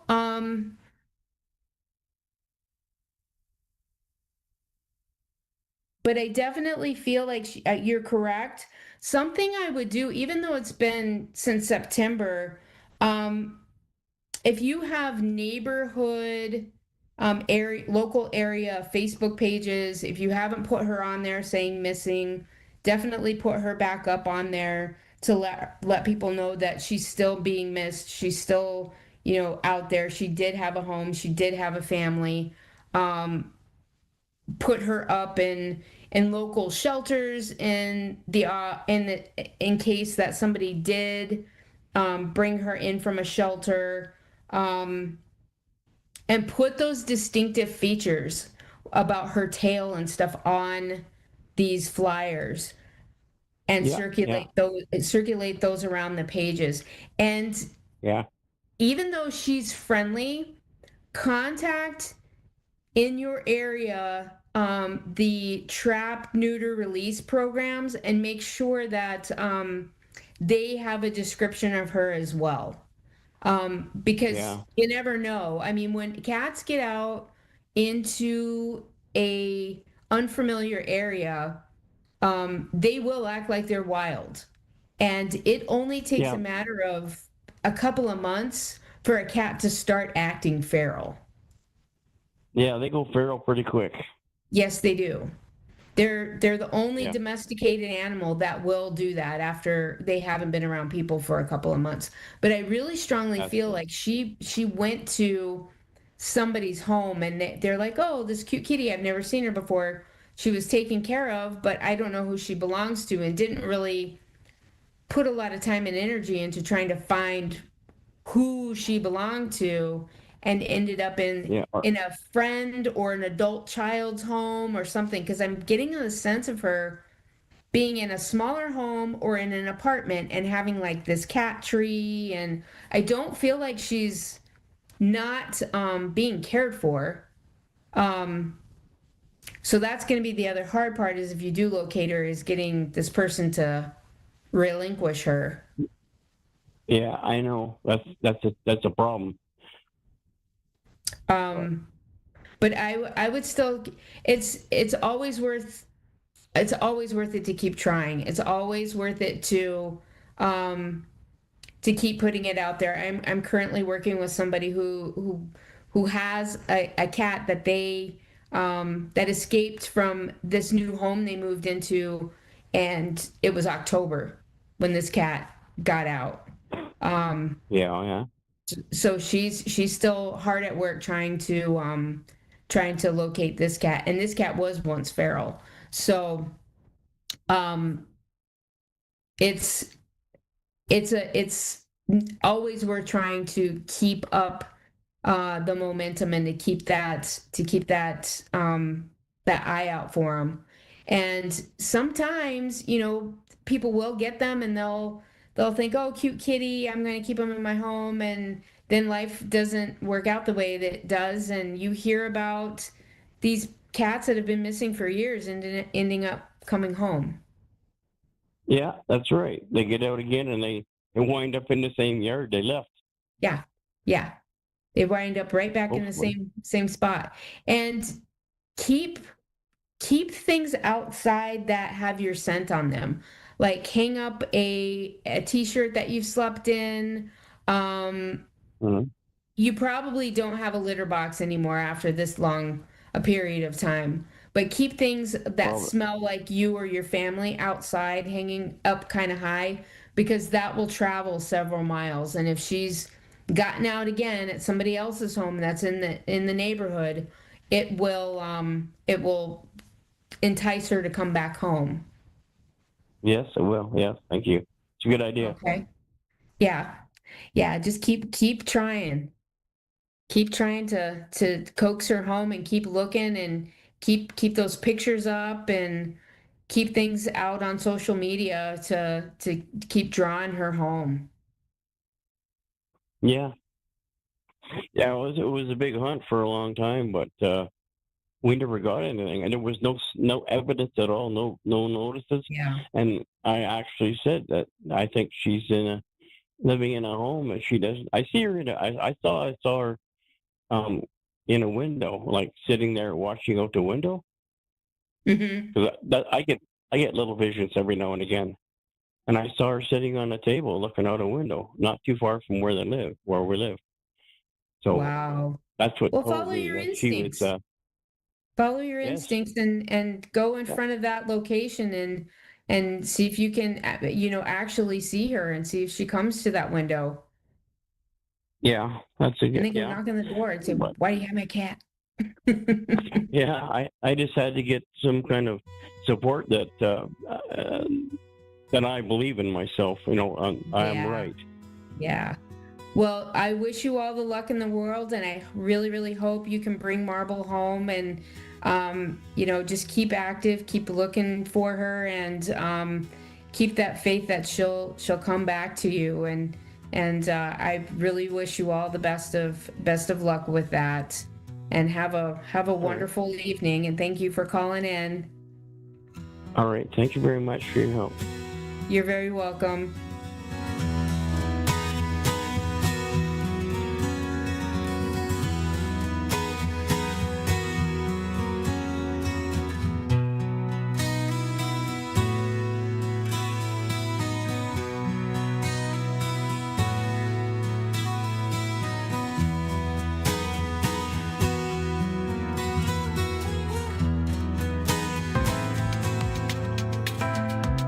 Listening to A1R Psychic Radio, Earth's #1 psychic radio network, and watching Moonstruck TV and Lightning Television. Welcome. Time for Beyond the Veil with your medium, Shelley Shonwall. Live from yourmedium.ca. Connect direct. In North America, dial 888-454-2751. In London, 20-3519-2158. In Sydney, dial 02-8488-3147. Or online, contact us through our Facebook page, facebook.com/psychic radio. Or one of our websites, ask1radio.com or moonstruck.tv. This is Beyond the Veil on A1R, the Ask One Radio Network. Good afternoon, everyone, and welcome to Beyond the Veil. I'm your host, Shelley Shawnwald, and thank you for joining me here today. I wasn't here last week, was a little under the weather, and I'm happy to be back with everyone. And, I'm looking at the world right now and going, what on earth is going on? We seem to be in a lot of turmoil. And, I'm wondering if I'm hoping this is what's, bringing some good in our world is coming by having all this turmoil. And in Canada here, we've been rocked by a couple really big tragedies in some communities, and my heart is going out to these people. And of course, you start to look on social media and everyone's got an opinion, and there's all sorts of things going on and bubbling up with that and emotions. And right now, I really just ask people that if you just be kind. Just be kind to one another and allow people space who are grieving to grieve. And we all don't have to have opinions on everything that's going on in this world and what our neighbors are doing and what's happening next door and all these things. We don't have to. And sometimes it's best just not to. Because when we start to formulate opinions, we are making up the truth. And we don't really know what the truth is. It's not our truth, and it may not be ever ours to know. So as you're beginning to hear things that are going on out there and moving through this year that seems to be just in such a state of turmoil, remember that the only thing that you need to do is to be kind. You don't need to have an opinion. You don't need to put your say in. You just need to be nice to one another. And if we all started to live in that reality of all I need to do is be kind, imagine what would happen with that. So we're going to take a caller today and see what's happening in their world. So we have Katerina in New Windsor, New York. Katerina, are you there? Yes, I am. Hi, how are you doing tonight? I'm okay. How are you? I'm good. I'm good. So I'm just getting a beat on your voice. So just have a little bit of a conversation. I'm trying to kind of get a sense on what you're calling for. Just a regular reading, and if there's any relationship coming into my life. Mm-hmm. Okay. So as I'm hearing your voice, Katerina, it's interesting. What I'm getting is things have been kind of stagnant for you in life. Would that resonate with you? Yeah. A lot of same old. And you're looking to, and it's not even necessarily about the relationship. There seems to be, it's just everything is very routine for you, isn't it? Yeah. And that's kind of the opposite. A lot of callers are in turmoil, so you're in a good space in some ways, but it's time to shake things up a bit. And what Spirit is giving me is that the ball is in your court with this one. It feels like you want to put yourself out there a bit more, but you're not really sure how and what to do.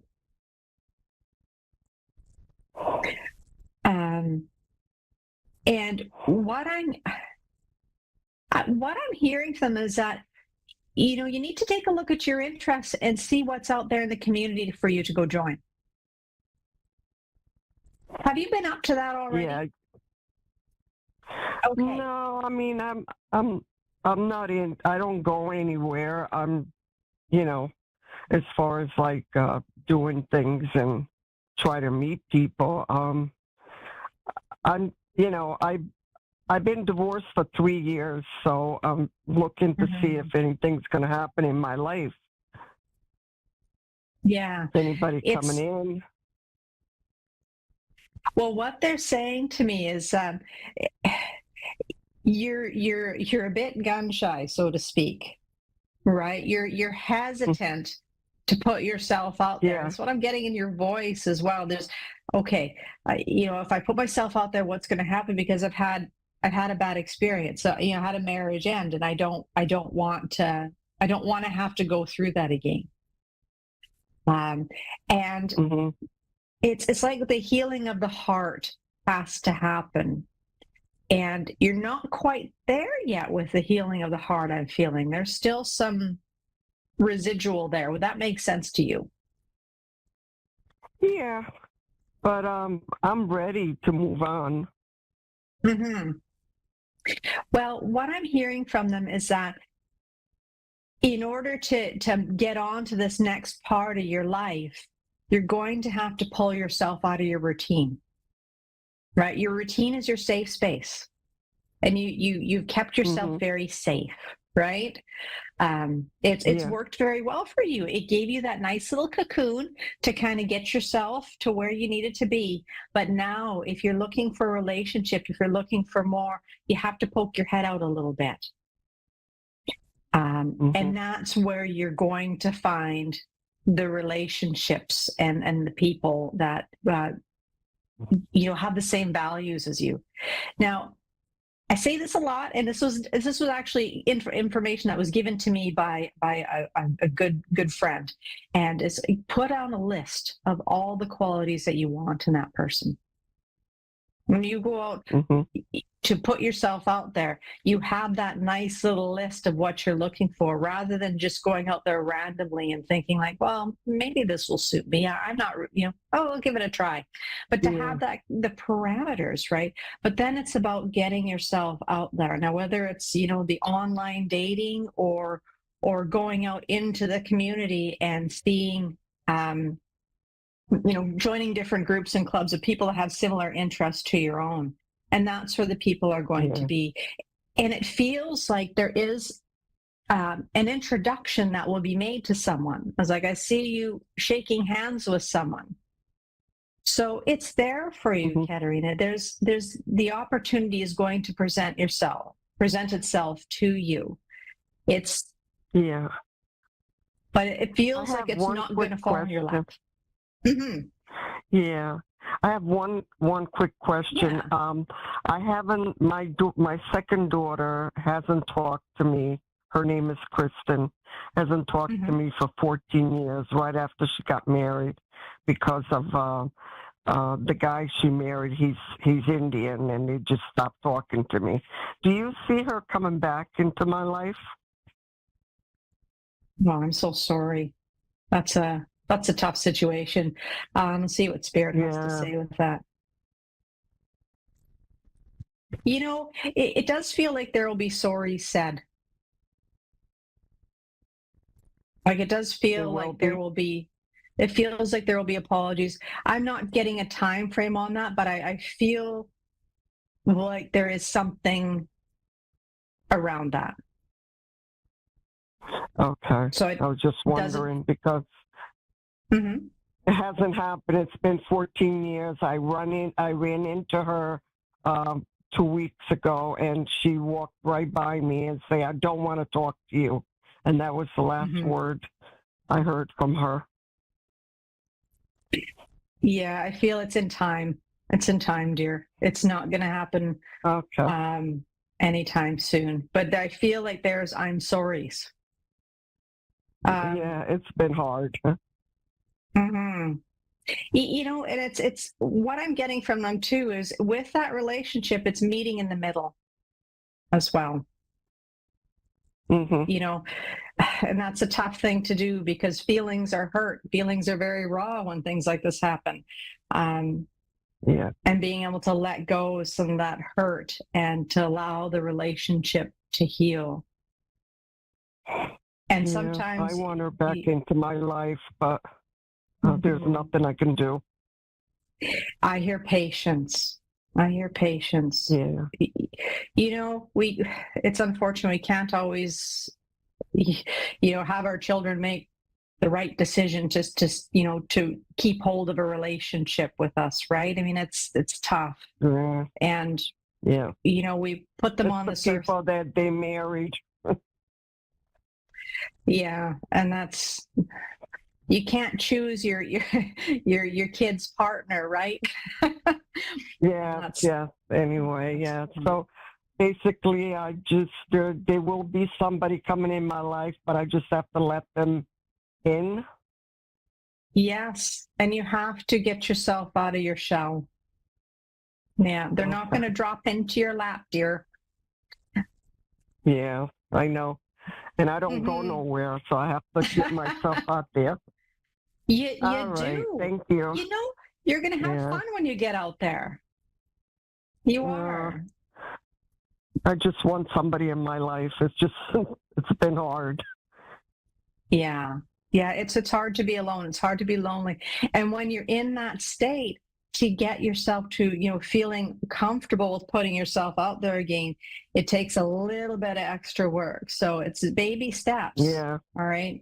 Just gently ease yourself into these things. And you're introverted, and that's okay.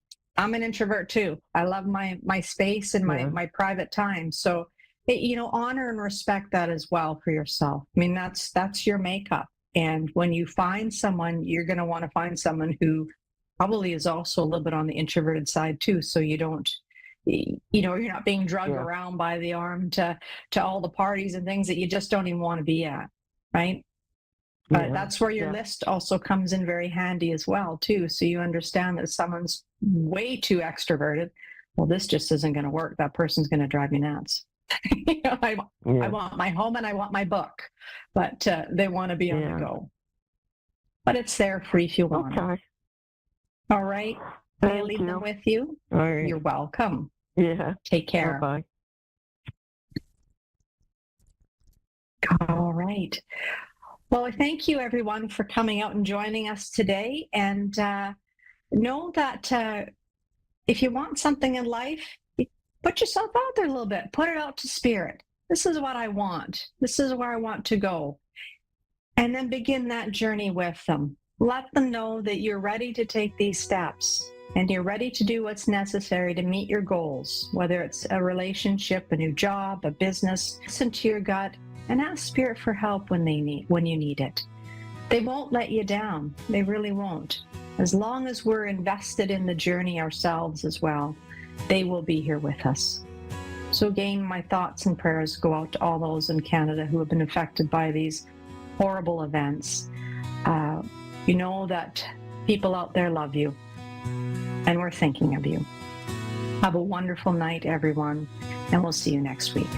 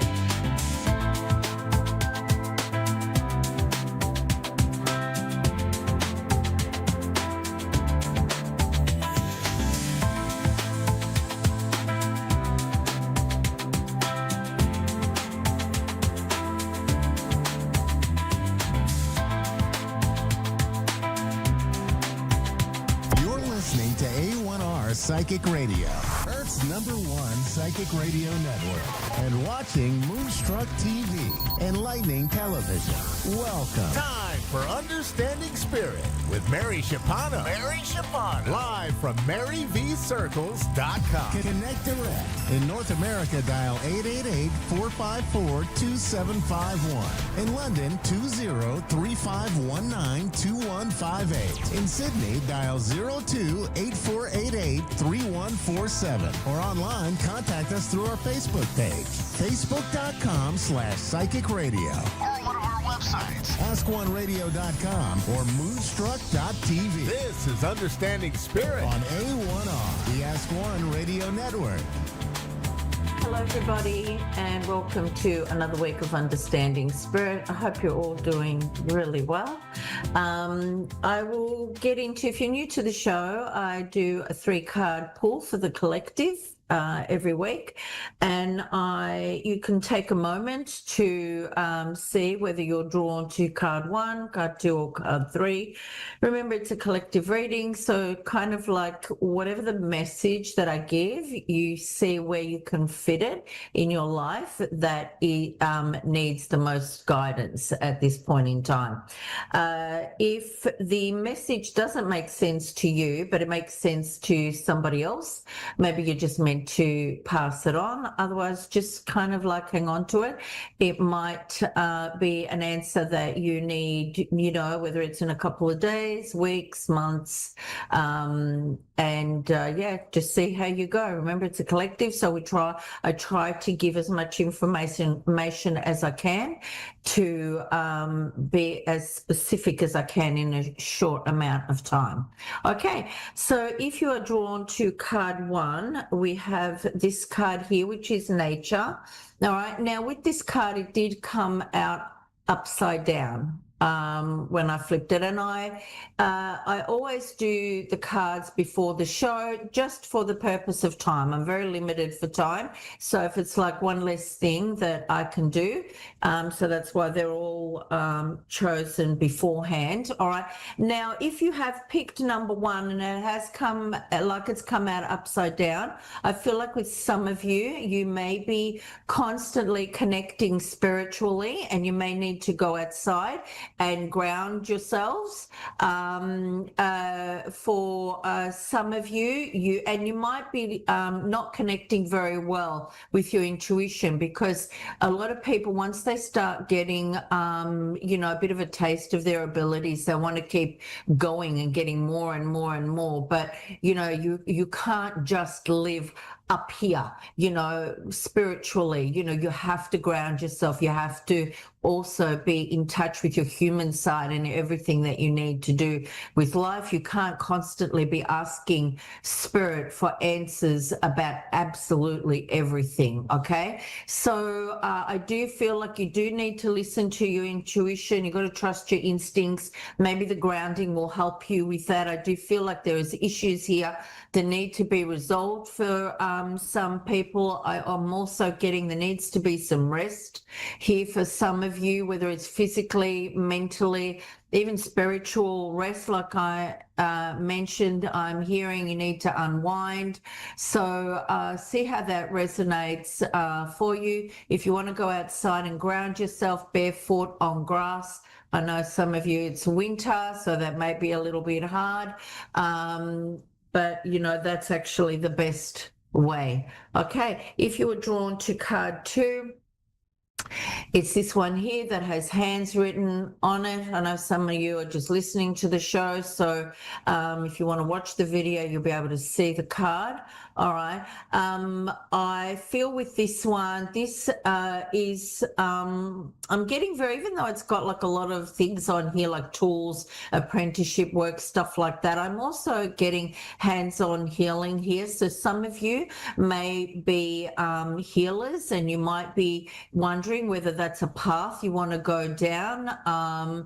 So whether it's Reiki or any other healing modality. So maybe look into that. I feel like you've got to make stronger connections here spiritually and sort of like have more faith in your abilities and trust your inner guidance as well. I am also being told you need to practice some patience at this given time as well. There will be, I feel like, an awakening, a shift. There'll be some kind of discovery within your self, and it could be about what you need to choose. This could be work related. It could be a hobby. So just see how that resonates with you. If you are tuned into card 3, it's this one here, which has time on it. All right, with this card, there's a lot of stuff with this card. It can be releasing things from the past, letting go, healing yourself, allowing yourself to heal, growing, and as you're moving on from things. I do feel like with some of you, you need to practice. It's time to practice some self-care, looking after yourself, but it's also like, finding yourself worth and self-respect as well. And also I'm getting, some of you might need to create some boundaries. There is also forgiveness coming up with this. It's part of the healing journey. It's releasing, having compassion for other people. I'm being told place yourself in somebody else's situation to have a better understanding for what's going on with them. Okay, I hope that has helped. Now I have Natalie on the line. Natalie, hi, how are you? Good, how are you? I'm very well, thank you. How can I help you today?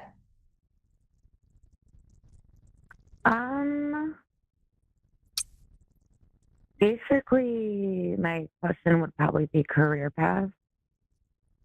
So what was that? Your husband what? My question would probably be like career. Sorry, I'm not hearing you very clearly. Are you saying about your career? Yeah, like that's what I would have questions about. Okay, all right, lovely. I do, is there anything specific you want to know about that? I'm getting that you need to make decisions, and I feel like you're in the balance with all of this. Does that make sense for you? Kind of. Yeah, okay. I feel like I feel like you have to either look at whether it's studying something else, whether it's adding to your skills.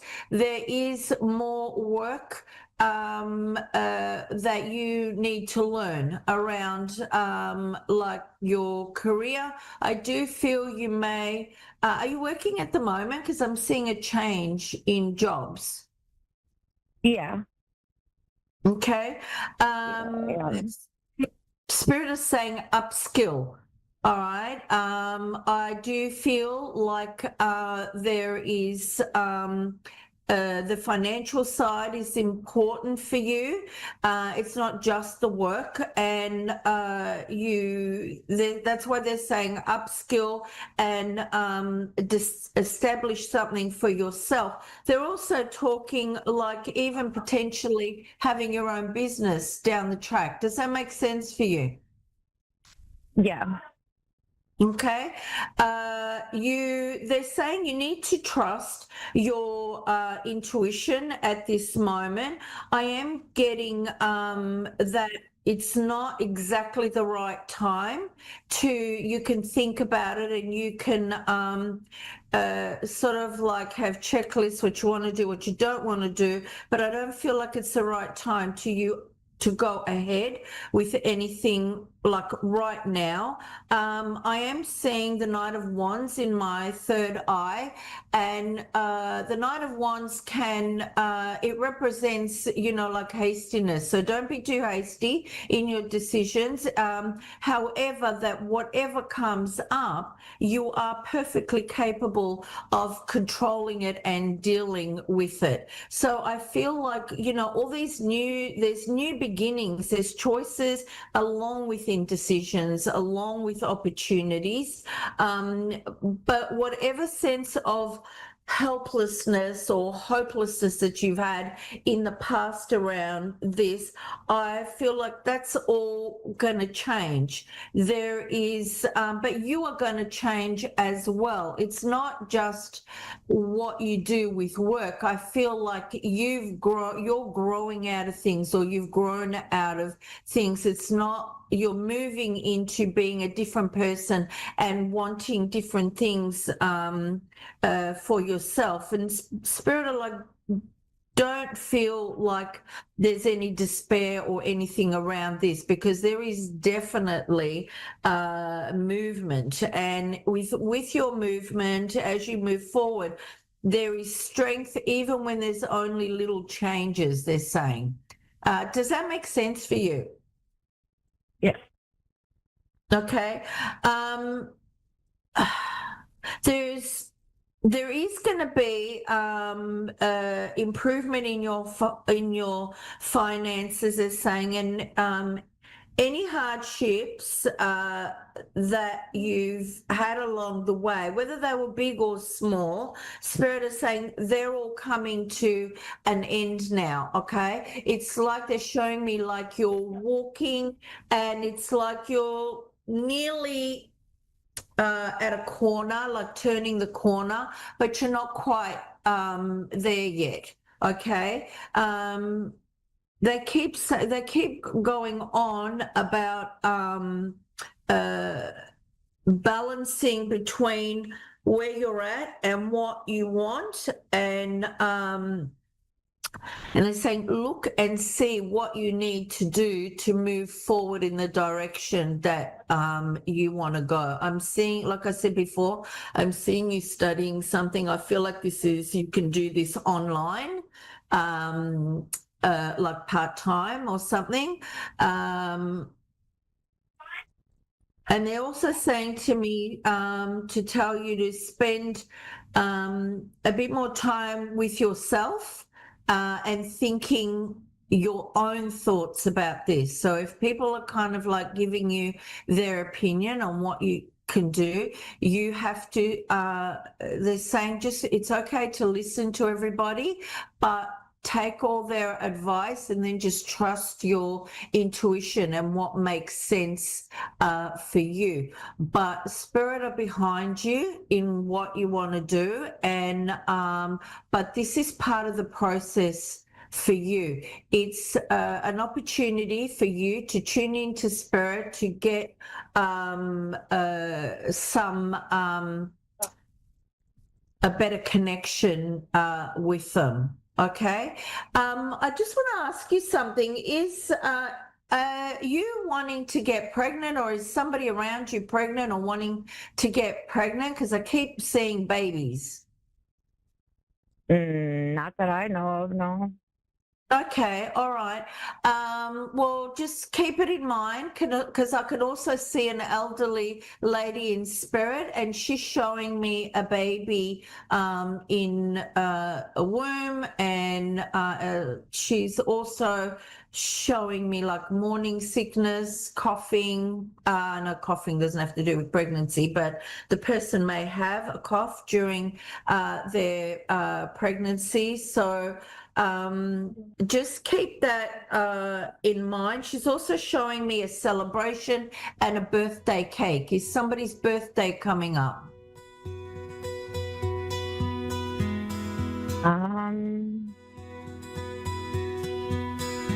If you can't remember off the top. For a while. Yeah. Okay. Well, there's a celebration coming up. So just keep that in mind. You may get invited somewhere unexpectedly. So just keep that in mind. She's also coming to say to you, you know, to just kind of like calm down. You know, everything will be okay and work out for you as well, Natalie. Okay. Thank you very much. You're very welcome, honey. Good luck with everything.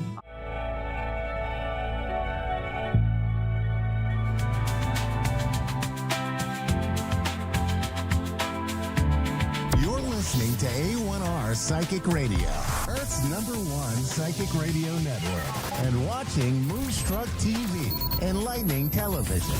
Welcome. Time for Soul Seed, Divine Guidance and Spiritual Mediumship with Lisa Thurgate Marks. Lisa Thurgate Marks. Live from LisaThurgateMarks.com. Connect direct. In North America, dial 888-454-2751. In London, 20-3519-2158. In Sydney, dial 02-8488-3147. Or online, contact us through our Facebook page, facebook.com/psychic radio. Or one of our websites, askoneradio.com or moonstruck.tv. This is Soul Seed, Divine Guidance and Spiritual Mediumship on A1R, the Ask One Radio Network. Hello, everybody. Hope everyone's going really well. We're in the last week now of the year of the snake. We're still doing a little bit of clearing. People have been saying to me, gee, I thought the start of this year everything could be A-OK, and the heaviness is still there for a lot of my clients. But as I'm saying, it's still about clearing. And when we talk about clearing, it's also talking about our auric field, because we have energy that comes into us, and we have a radius, goes right out 1.5 and beyond meters. And so other people's energy can come into our auric field, and their energy and how they are feeling can actually, right off the back of us, drag our energy down. They talk about the chords, the feelings, the empaths, the sensitives. And anybody that doesn't identify as an empath, a sensitive, a healer, you're still going to be able to feel other people's energy. So it's actually really important that you cleanse your auric field and give back the energy to whoever owns that energy. And you can just say that I release all energy, all surrogates, any cords, back to the rightful owner for their highest good, and give it back to them. Say it a few times if you need to, but you need to believe it. You need to give back the energy. You can even work it all up and give it back from the highest good. You can sage yourself, use Placente, ring bells, clap, use some sprays, but it is just so important to cleanse your energy. So morning and night is really good to do. And then from there, if you can just get the beautiful white golden light or violet light, put it all around you, through your crown, through your body, but really protect yourself. Because leading up now, coming into the eclipse season, we're a lot more vulnerable. We're still clearing. We've got the year of the horse coming along next week. Protect your energy, clear out what is not yours, okay? This is very important. Got a caller coming through. I'd just like to say hi, and how are you going, and how is your energy going? I'm good. How are Jade? you? I'm really good, Jade. Lovely to hear from you. And do you protect your energy, Jade? You're talking about protecting our energy and how very important it is, whether we work in the spiritual field or not, for everybody to protect their energy and give back the energy to the people. Yes, I definitely because we protect my carry energy. Good. I felt you did, and I just felt you could understand that moving forward here. What would you like to know? Would you like a general reading, or is there something that you would like to ask me? No, whatever's coming up. I usually don't ask questions. To me, it's whatever Spirit's going to bring forward for my greatest good. I was going to say for your highest good, so greatest good is good, Yeah. you know, yes. And when we look at spirit, I'm just coming in and connecting with you now, and it's great, like I said before, that you do know to cleanse and clear your energy, because if you are a clear vessel, that's when you can attune to spirit very easily. You can notice the signs, the symptoms, anything that's coming through that's correlating. I keep going back around to Father for you. I don't know if it's kid's father or your father, actually. Okay. Probably my father. Your father, I was going to say you need to actually stand up for you at this point. I keep getting the energy coming up. You need to actually stand up for you and put yourself, not out on a limb as such, but put yourself out there. It's a time for you to not hide anymore. I keep feeling these blinkers coming off. Trust your inner knowing, but there's people around you that you can trust. Sometimes it's like you do pull back. He's coming through to tell me that you can really trust yourself as well at this time. I keep getting a pressure around my heart or in the center of my chest. Does that make any sense to you when I'm coming here? Yeah. And I'm getting a lot of, I actually, it felt like music, but then I actually got the word violin. So don't be worrying about the violins or the music. There's something coming in around there. Do you do a lot of hands-on work? Because I've got one hand, my right hand, it keeps going and going. So that's giving hand where you're listening, receiving. He's I work with energy. I move energy, clear energy. I help people clear bloodlines. Yep. Lovely. And I think that's why my father is coming forward, because it was I've done a lot of work to clean that part of my bloodline from shadows and some not very nice stuff. And it's very good that. And I was doubting. I was kind of doubting, well, what I'm seeing and whatnot. I guess some of it isn't very nice, so I was trying to step back from it and, ignore it, because you don't want to believe stuff like that about your bloodline. But and it's interesting that my dad's saying to trust myself. Yes. And when I sit and wait while I'm on the call, and I just come in here never knowing what I'm talking about, straight off the back usually of a client. And I started talking about clearing energy, which you probably didn't hear about.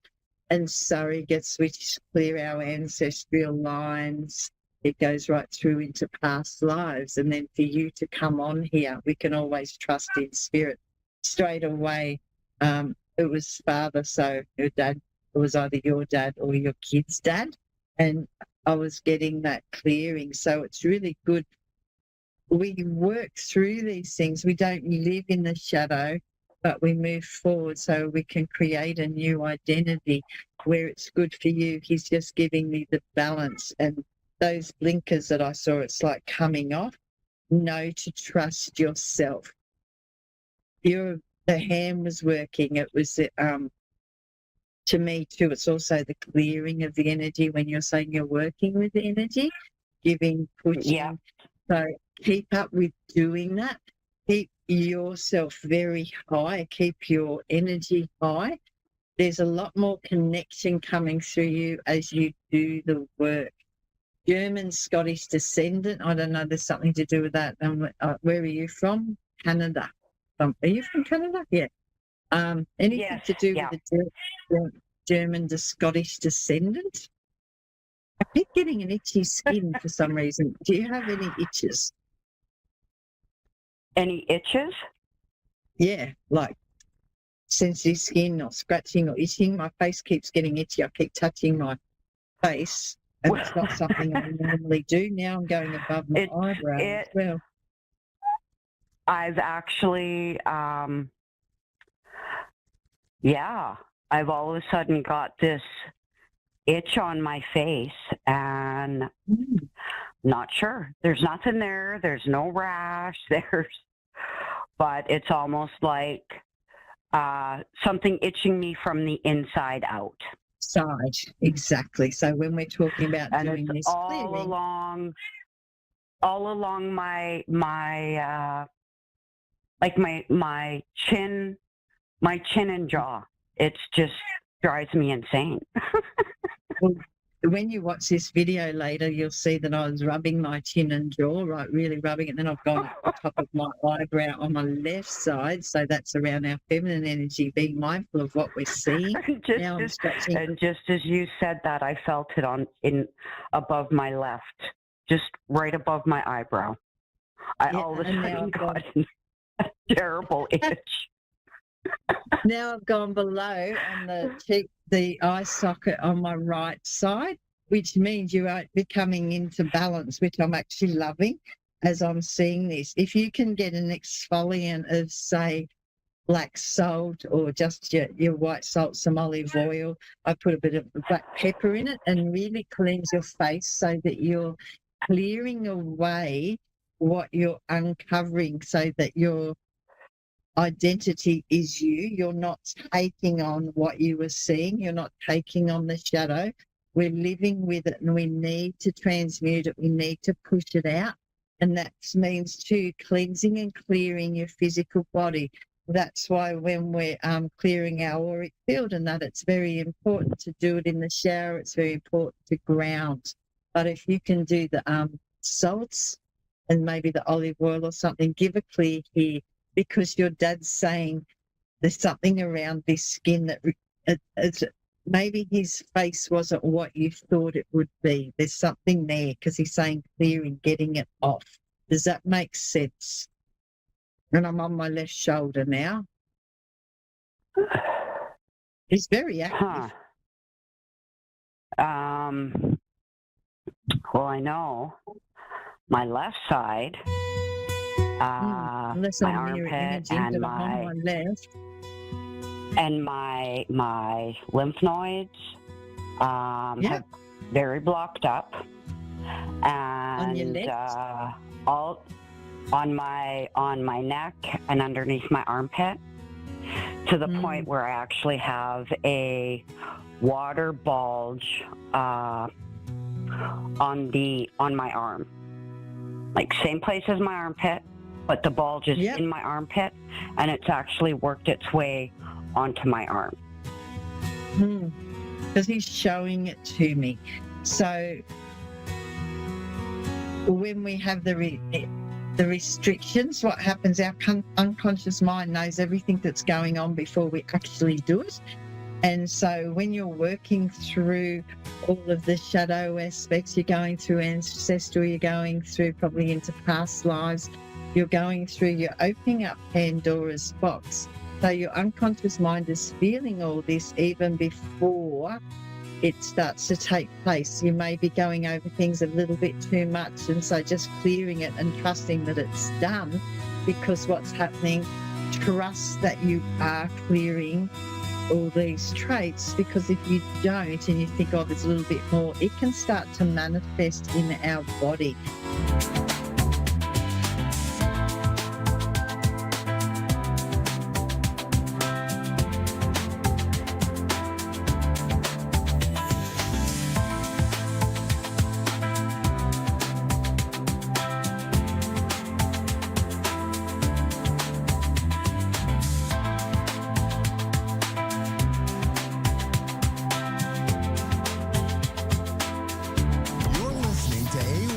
Psychic Radio, Earth's #1 psychic radio network, and watching Moonstruck Moonstruck TV, enlightening television.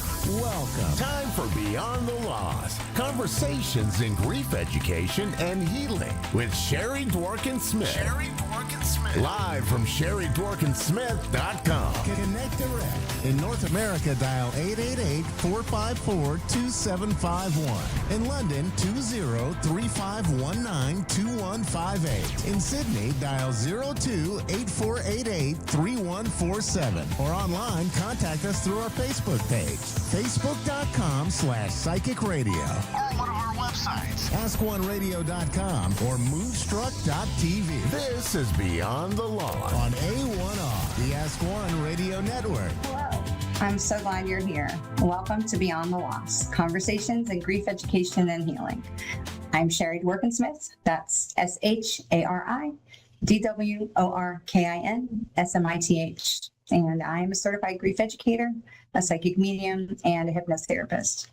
As a grief educator and a coach, I continue to help people dealing with all kinds of grief. And it seems like almost every day, it seems like there's some new kind of grief or some new thing that people are having to deal with. And it really is so important for folks to know that there are resources available to help them navigate their journey. There are far too few resources available, and through my work, I am able to help people understand and shine a light on the resources that are available, and to help people understand their feelings and how grief may be showing up in their lives. The path is different for everyone. I literally just had this conversation with my husband this morning about someone who passed that he just found out about in his world, and someone who passed that I found out about yesterday that passed from my work world, and how we're both handling those things differently, just based on relationships, based on our male-female dynamic, based on the people that we are. There's just no right ways through the path. And through grief education and coaching, we can help people find meaning and value within the loss, even if we don't always find understanding. And so we know that we can do more than just get through a loss and to get through whatever pain that we're carrying. And we don't have to bury it and push it down. Sometimes that meaning can lead us to new places. The goal is always to lessen the pain and the trauma and to help find some peace and wisdom. And here on Beyond the Loss, we talk a lot about grief. And again, I know it's not a fun or sexy subject, but in the challenging times that we're living in, with so much division and so much strain on people's emotions, so many people are continuing to struggle with grief, sadness, depression, frustration, and even confusion, because we're not sure what to believe or who to believe or where we can put our trust or faith. And so it's important that people understand that help is available. If you or someone that you know is struggling with deep sadness or depression, please know that help is available. The National Suicide Hotline is available 24 hours a day, 7 days a week, by simply calling or texting 988. That's it, just 988, and you will be connected to confidential support for yourself or for someone that you care about. This is a big part of what I do, is working with people every day. And so if something that I say resonates with you, please don't hesitate to reach out. Send a message, send a text, an email, something, and let's talk. And let's see if grief counseling or grief coaching could be right for you. It's always free to talk and ask the questions, and you can find me most easily at my website, SherryDworkinsmith.com, SHARIDWORKINSMITH.com. And I'll get back to you as fast as possible. I want to remind everybody that as smart as those AI systems are, then they still have trouble spelling my names, and you know it's not an easy one. So if you're looking for me, be sure to check with A1R Psychic Radio or Ask One Radio, because they've got it right.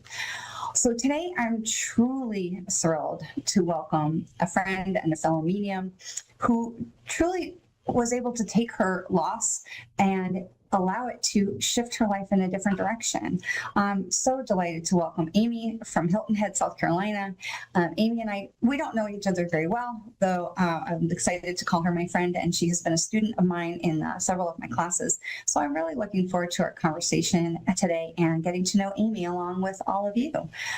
Amy told me that she lost her father a few years ago, and that grieving his loss led her into her spiritual journey that opened her up to mediumship. So this should be a fascinating conversation. Amy, thank you so much for being here today, and welcome. Oh, thank you. Thank you for having me. Absolutely. I'm absolutely delighted for you to be here. I'm so grateful for you to be willing to share your story. So can we start by having you share and tell everyone a little bit about yourself, and then maybe also a little bit about your dad? Sure. I was originally from Rhode Island, grew up very Catholic, moved to South Carolina when I was younger, and just had, your average childhood, and was always very spiritual. My dad and I were very, very, very close. And he was just always kind of like my dad, but I could also talk to him about anything and everything. Particularly, I remember when I went off to college, and then afterwards when I was working, he and I would talk on the phone every day. Like anytime I drove anywhere, I was calling him. We were just, close.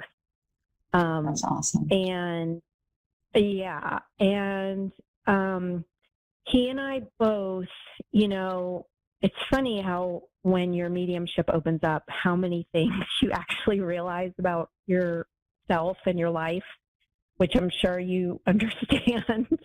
I do. Yeah.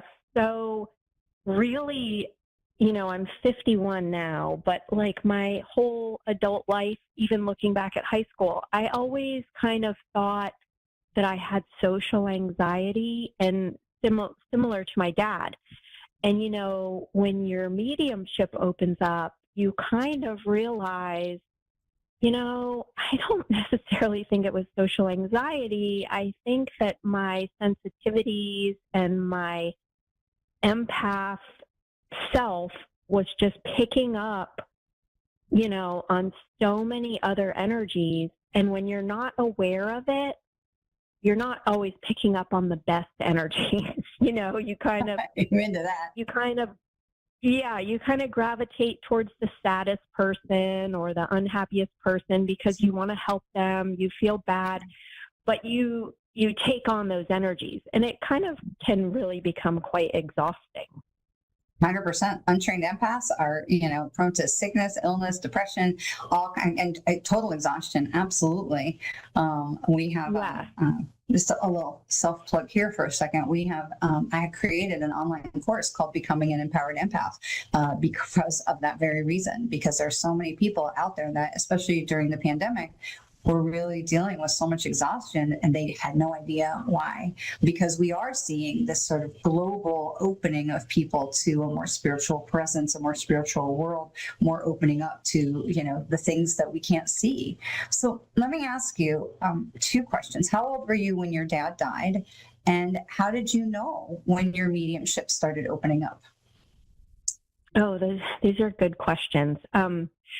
So when I graduated college, my husband and I stayed where we lived for a very long time in the upstate of South Carolina.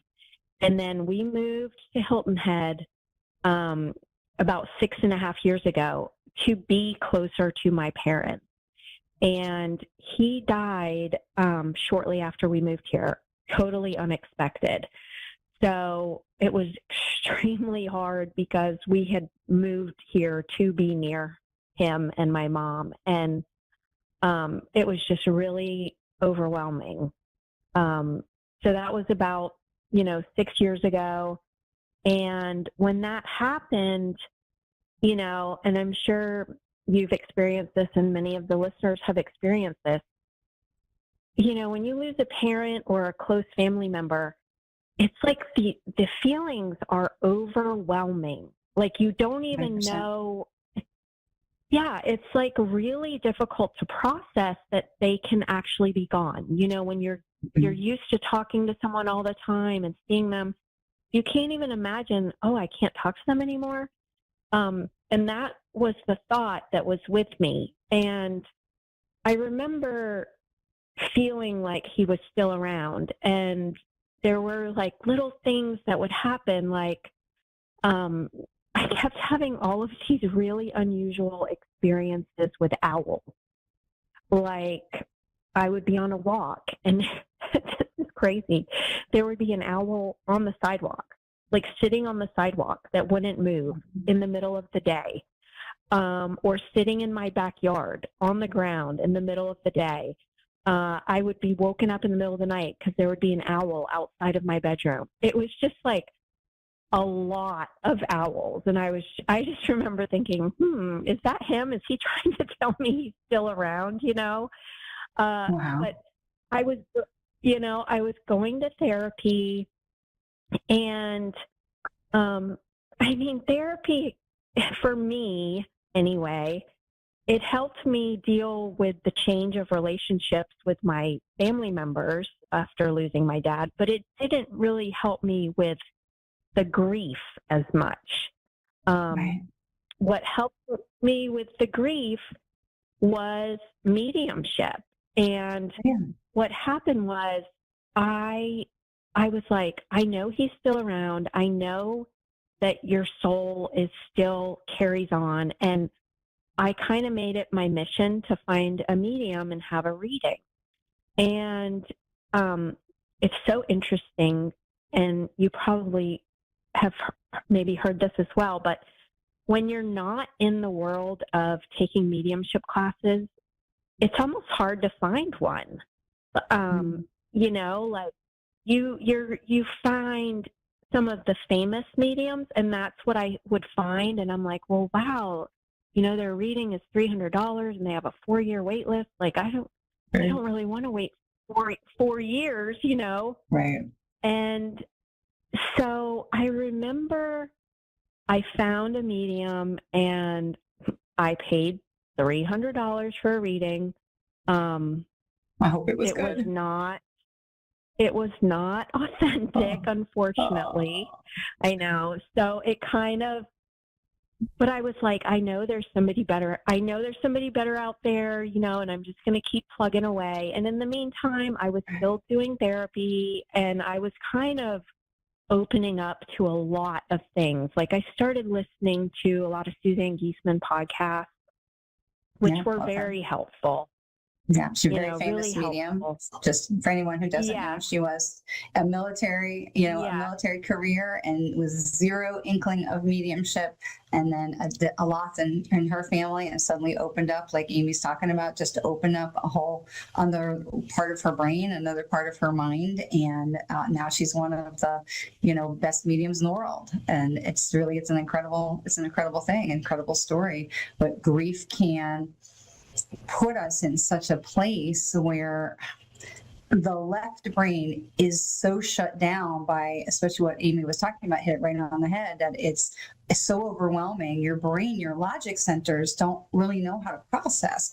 And it can be so hard where, this is where we find sometimes with grief, people will overeat, or they'll stop eating, or they sleep all the time, or they can't sleep at all, because your left brain that tells you what you're supposed to do is just short circuiting. It just can't process because it is so consumed by this grief. And because the left brain can be so occupied by the right brain, which is our metaphysical side, can be like, hey, they're busy, we can talk now. And it's really absolutely incredible the things that can happen. And we see this like in my case, in my story, it wasn't specifically the loss of a person. Although I do tell that story often, it was just a massive depression that my left brain was just no longer really capable of functioning in that time, that my right brain was like, psst, can we talk? And it was that start of that conversation that, because I'd had those things as a child, that I had said, nope, y'all got to go away. And it was that start of the conversation that really completely brought me out of depression and brought me into this whole new path for my life.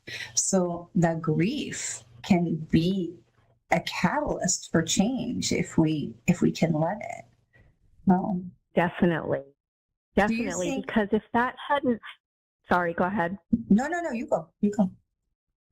I was just going to say, if he hadn't passed, like, you know, I don't think I would have done the deep dive and started listening to the different types of podcasts. And I did an alchemy book, and started just kind of peeling off these layers, and it opened things up. And, you know, I started asking for signs and getting all these signs. And that's when I started getting all of these signs to take a mediumship class. And I was like, what? I just kind of had always thought, oh, you know, there's like 10 mediums in the world, and they're so special, and it's so rare, and they were born that way. Me. And it couldn't possibly be me, right? right. Yes. I was like, there's no way I could be that. Like, and I'd always been fascinated by them too. Like, I'd always watched shows on that, you know, and the woman that I worked with, she said, you're going to be doing this work inside of 3 years. And I was like, you're crazy. I would have paid money that she was crazy, but she was right. So, yes, I couldn't believe it. I didn't feel worthy. I couldn't believe that I could do that. Yeah, that's a big part of the journey, isn't it?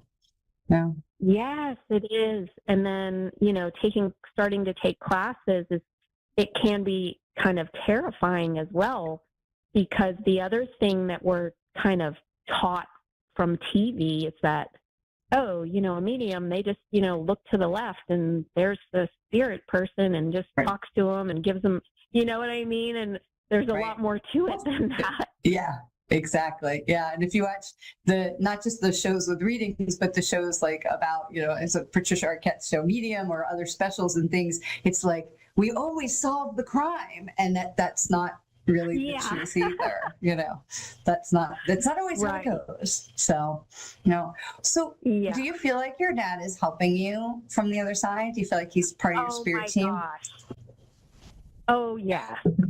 And what does that honestly, it's literally starting to crack me up, because sometimes if I'm giving a reading, or especially if I'm like in a class and I'm practicing with other mediums, you know how, you know, I don't know everybody that's listening, but you have like this little movie screen in your mind, right? You have your little mind's eye, and you kind of, and my dad and his mom, my grandmother, I literally see them like walking in spirit people sometimes that I'm going to do for the reading.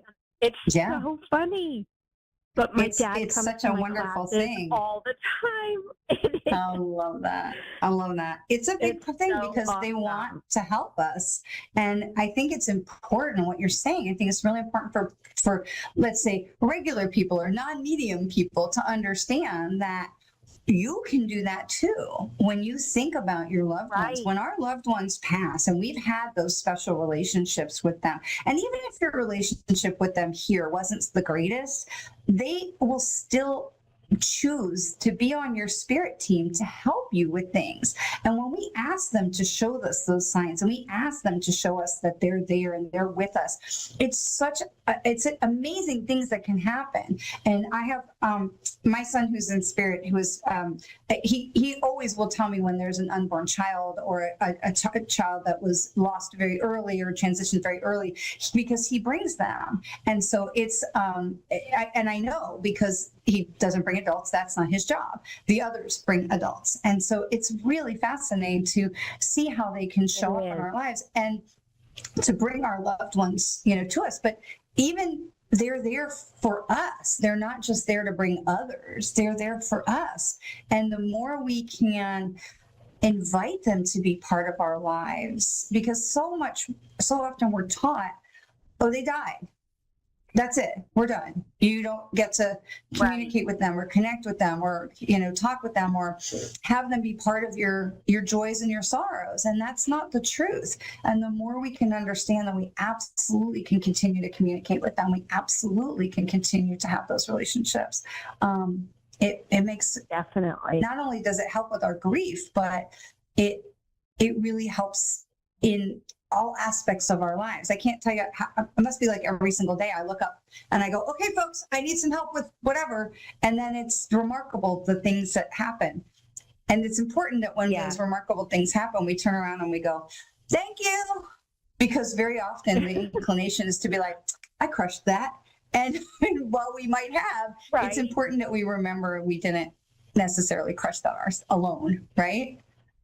Definitely. And I have found in giving readings that our loved ones, they want their loved ones here to know so badly that they are around them. And they're always, they'll give scenes of, well, she was in the garden last week picking her flowers. And she'll be like, oh, I was doing that. Yes, I was doing that. And I'm like, they see you. They see what you're doing. Or I had a woman in spirit last week who said that she was like, tell them that I'm always around them in their home. And one of the things I do is I flicker the light. And I told them that, and they messaged me like at 9:00 that night, and they said, our lights have been flickering nonstop since that reading. And I was like, that is awesome. Because the loved ones are going, you are and they're so overjoyed. Yes. What advice would you share with others who would like to know that their loved ones are helping them too? I would say, some of the things that when I've given a reading that their loved ones have said are for them to ask for signs, say, hey, grandma, can you send me a sign? And give them an idea like, hey, grandma, let me see pink flowers in the next few days, or, anything, like some kind of sign that maybe would resonate between the two of them. But then you also, one thing I've learned is you have to say, but don't let me miss your sign. Because I've heard people say, well, I ask for signs and I don't get them. I think we ask for signs when we're in like a moment of thought about them, or maybe a moment of sadness. And then we get busy and we might miss the sign. So say, send me the sign and don't let me miss it. And the other thing I've learned is, I think a lot of people think that automatic writing has to be like spirit is like physically moving your hand. And so nobody does it because they're like, well, I can't do that. I can't do that. But I've heard from loved ones on the other side, we call it automatic writing, but what I want you to do is just sit in your thoughts with me and ask me a question and just write down the first thing that comes in. And that's me trying to communicate with you. And I don't know if you've ever heard anything like that, but those would be two things that I would say to try to connect. Can you explain a little bit more about what automatic writing is for people who don't know?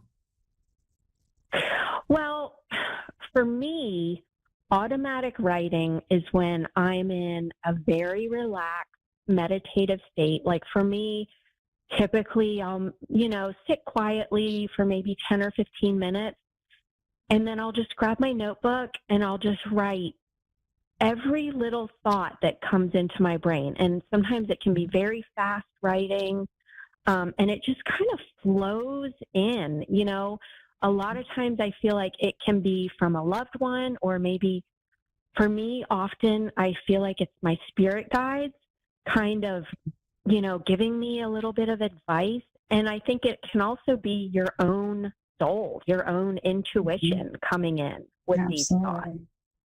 Absolutely. When you can quiet that left brain like we talked about. And for me, sometimes it's just a matter of taking a couple of deep breaths. It doesn't even have to be a 10-minute meditation. And I type a lot faster than I write. My handwriting is ridiculously bad. So I will put my hands on the keyboard, and left-handed daughter of a doctor, there was no chance. So I will put my hands, a couple of deep breaths, and I will put my hands on the keyboard, and I will just close my eyes, because when we open our eyes, we are the left brain goes, oh, you misspelled that. Oh, you've missed a comma.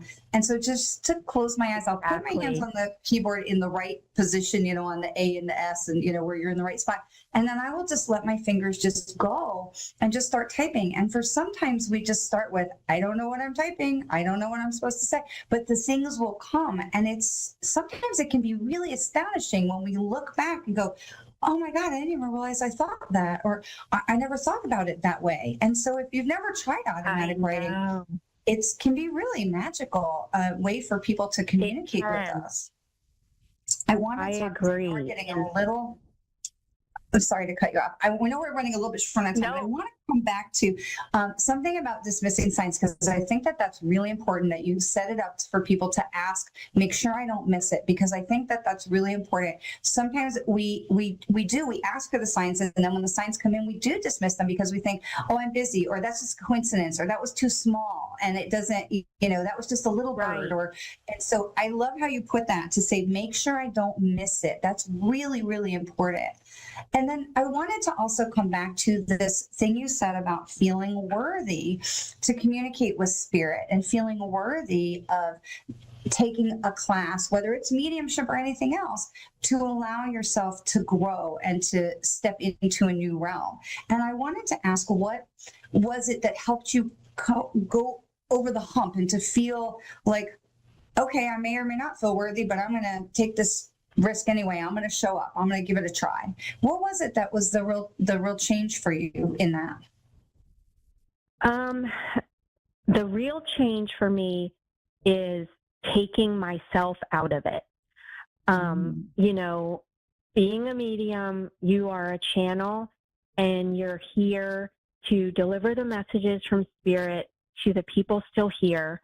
And I mean, we're helpers. We are bringing that message, and every person that we meet with, we bring that healing connection and that healing energy. And there's nothing better than giving a reading where someone says to you at the end, wow, that really helped me. That really makes me feel so much better. I mean, that's the best feeling. Yeah. Unless if you're the person receiving that wonderful reading. Amy, where can people find you if they'd like to get a reading for you or know more about what you're doing? Okay. My website is Amy Jeanne, JEANNE, spiritualmedium.com. Amy Jeanne, JENNE, spiritualmedium.com. Fantastic. Amy, thank you so much for being with us today and for being so willing to share about your journey. It was so wonderful to have you here. As for me, you can find me live on my Facebook page Mondays at 4:30 Eastern for channeled information and collective card readings of the week, where I share channeled information and almost channeled information, like we're talking about with the writing, and collective card readings and individual oracle and angel card readings for anyone who would choose to have one. And those videos are also posted on my YouTube channel. Look, we're all struggling with something. You don't have to do it alone. So whatever kind of grief that you're carrying, it's loss of a person, a job, a pet, whatever, just remember, some days are going to be better. Some days are not going to be. And you don't have to do it alone. We are all navigating something, but together we can walk together. We can follow the path of grief. We can find our way back into the light. So thank you for being here with me, for sharing this time as we continue to navigate the complex emotions that can come beyond the loss. We'll see you next week.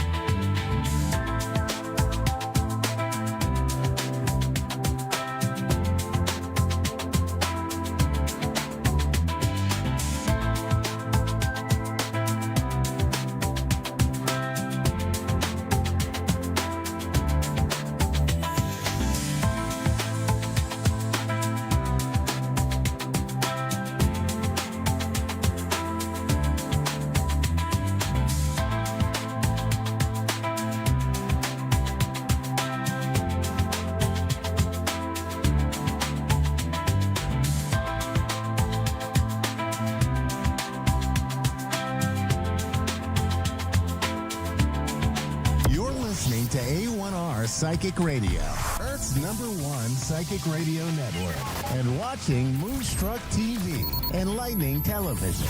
Welcome. Time for astrology and psychic readings with Lady D. Lady D. Live from LadyDPsychicParties.com. Connect direct. In North America, dial 888-454-2751. In London, 20-3519-2158. In Sydney, dial 02-8488-3147. Or online, contact us through our Facebook page, facebook.com/psychic radio. Or one of our websites, askoneradio.com or moonstruck.tv. This is Astrology and Psychic Reading on A1R, the Ask One Radio Network.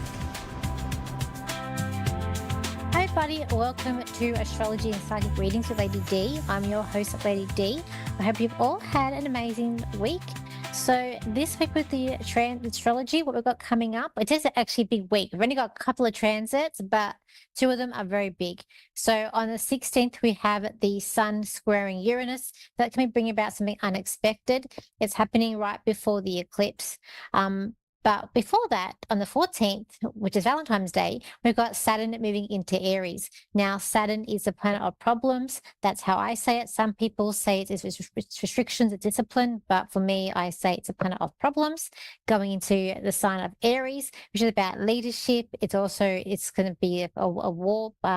Aries can sort of rule war energy as well, but and leadership and identity too. So over the next couple of years, we may see more issues sort of with war or leaders coming up. We may see shifts in leaders. Could be leaders sort of changing, like meaning they're out and new ones coming in, or just problems in their leadership. So we see that over the next couple of years. But we have the solar eclipse that's happening on the 17th, which is in Aquarius at 11:01 p.m. Now, with this eclipse, it will be in square to Uranus because we had the Sun starting its square to Uranus, or the exact square on the 16th. So it's going to bring about some unexpected surprises. It could bring unexpected shifts or rebellion as well. So we might see more protests coming up on this day around the world, or people rebelling. Could be about people wanting to be more independent, seeking. I feel like it's going to be something about identity too coming up with this. I feel like it's going to be a very strong eclipse. I kind of feel like we're all going to feel this energy, and it might feel like there could be power outages. They might find people having more road rage on the road. I just feel like just be aware and just be careful and aware of where you're going around this time with the eclipse. I just feel like it's going to be a big energy that we're all going to feel, and I just feel like people aren't going to. It's going to be a day or an energy where people won't want to take any like nonsense or crap. They're going to want to, be able to stand up for themselves and push back. It's also, I feel like it's about breaking boundaries. I feel like it's about understanding one's needs, because when we're dealing with energy of Aquarius, it's about looking at each person's viewpoint on how they see the situation. There is going to be a pushback with this eclipse. Also, here I've got like not following the rules. I said rebellion is going to come up. I do feel like there could be some big event could happen during this eclipse as well, whether it be like just people that will affect. I just feel like it's going to be a big event that's going to happen. We've got here strong energy. Got here belief systems will be rocked and will be changed. So I feel like people who maybe are not aware of certain things, I just feel like there's going to be some big shocks coming up. And it's going to be about noticing the little things too, like pay attention to detail. And I also feel like there could be energy where people sort of over people's stories, whether they're being naggy or they're just a bit annoying. Because I think you're going to be hard to sort of hide your face if you're sort of eye rolling people. Also about people that are overcomplicating things, you might be getting a bit over that as well. So it is going to be a big week with this eclipse, and also with the transit of Saturn moving into Aries. So next week I'll discuss the big conjunction of the year, which will be Saturn and Neptune conjunction in Aries. So let's go to the caller. So we got Ashley, who's in Troy, in America. So how are you? I'm good. How are you? I'm good. How can I help you today? I just whatever message Spirit has for me. Yep. So we're going to focus on relationships or finances, health, family. We can do relationships. Okay, let's have a look here.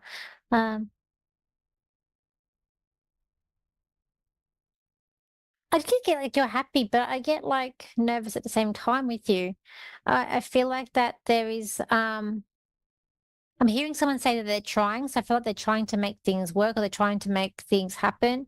I feel like that um I don't know if it's like wherever this is you or some or your person. Are you've got a partner? Yes. Yeah. I just see Yes, if I you're do. not impressed. I just see you not being impressed, but I see this person, other person's trying. That I just see them just hearing that they're trying or they're trying to make things happen or make things work. But yeah, I feel like Yeah. but there's happiness here because I feel like that I do see like happiness, but it's like there's two energies that I'm seeing with this relationship. So, can you relate to that?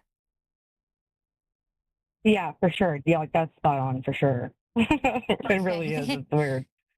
Okay, yeah, because I'm like, I'm trying to, okay, what's going to happen? Look, I feel like that when we get to, that's my spring, which is your autumn, that there is a change. I kind of feel like you guys are staying together. I don't get a breakup with this, but I feel like that then is a deeper understanding or a deeper knowing. I feel like that your partner, he's going to try more, clear him saying, I'm trying. I feel like he's going to try to understand you more or understand you understand things better. I feel Yeah. like he needs to be careful of his car. Having his car, like, just be careful of the car. And I see him. I don't know if he's very You protective of said the he needs car. to be careful of his car. Yeah, I can see him protecting the car, and it's like be careful of the car. So I don't know if he's careful of the car in general. He needs to be protective, be careful of the car. Um, Okay. I just feel like Yes. when he's, Okay. I just feel like when he's driving, he doesn't look. Like he sees, doesn't look. When he's driving, he doesn't look. Yes, that's what I Yeah, feel. you're spot on for sure. You really are. Oh, cool. Oh, great. Because I can just see that he's gonna be like it's like an intersection or this thing like this. Yeah, he just needs to be more aware of driving. That's what I feel like An the message intersection. is. Okay. Okay. Yeah, he may Okay. not listen to you, but I feel like even with you, like I feel like he hears what he wants to hear, or he's sort of walking away and you're telling him something, but he hasn't really heard you, and he's just Oh, nodding that he has, but he yeah. hasn't. So he may not even though you're going to tell him, he may not listen or hear you. But I think that's just how he is. Because I feel like that he's very lovable Yeah. as well. Um, Yes, he definitely is. I also see the dog. Is there you got a dog as well? A dog, yeah. Because dog loves you too. Can we get this The dog and dog loves me too. yeah, yeah, yeah. Like you're the dog number Aww. one, and Aww. the dog's very grateful to you. So just saying thank The dog's you. grateful for me. Aww. Yeah, like did you save his dog or you take it in? Thank you. No, Because it's his dog. Well, the dog's very grateful to you. Like in the attention Yeah. that you give it, the love that you give it, like the Yeah, support. I feel like she's at it's home alone a lot by herself because he works. So I do bring her to my house. So that makes perfect sense. oh, okay, Aw. because it's like yeah, because it's like taking her in and look, I think this dog plays Yeah. up with you a bit too. Like it's like pretending if it's like over its paw, something wrong with its paw, or it's like pretending, but I kind of feel like it's playing it up. I just feel like this dog likes to get attention and it Yeah, can she be does, definitely. okay, because I see her being a little bit sooky, but she's just wanting that attention and like yeah, she just know that this dog really loves you and she loves the treats you give it too. I feel like you're giving it some treats. My mouth's getting watery. Treats.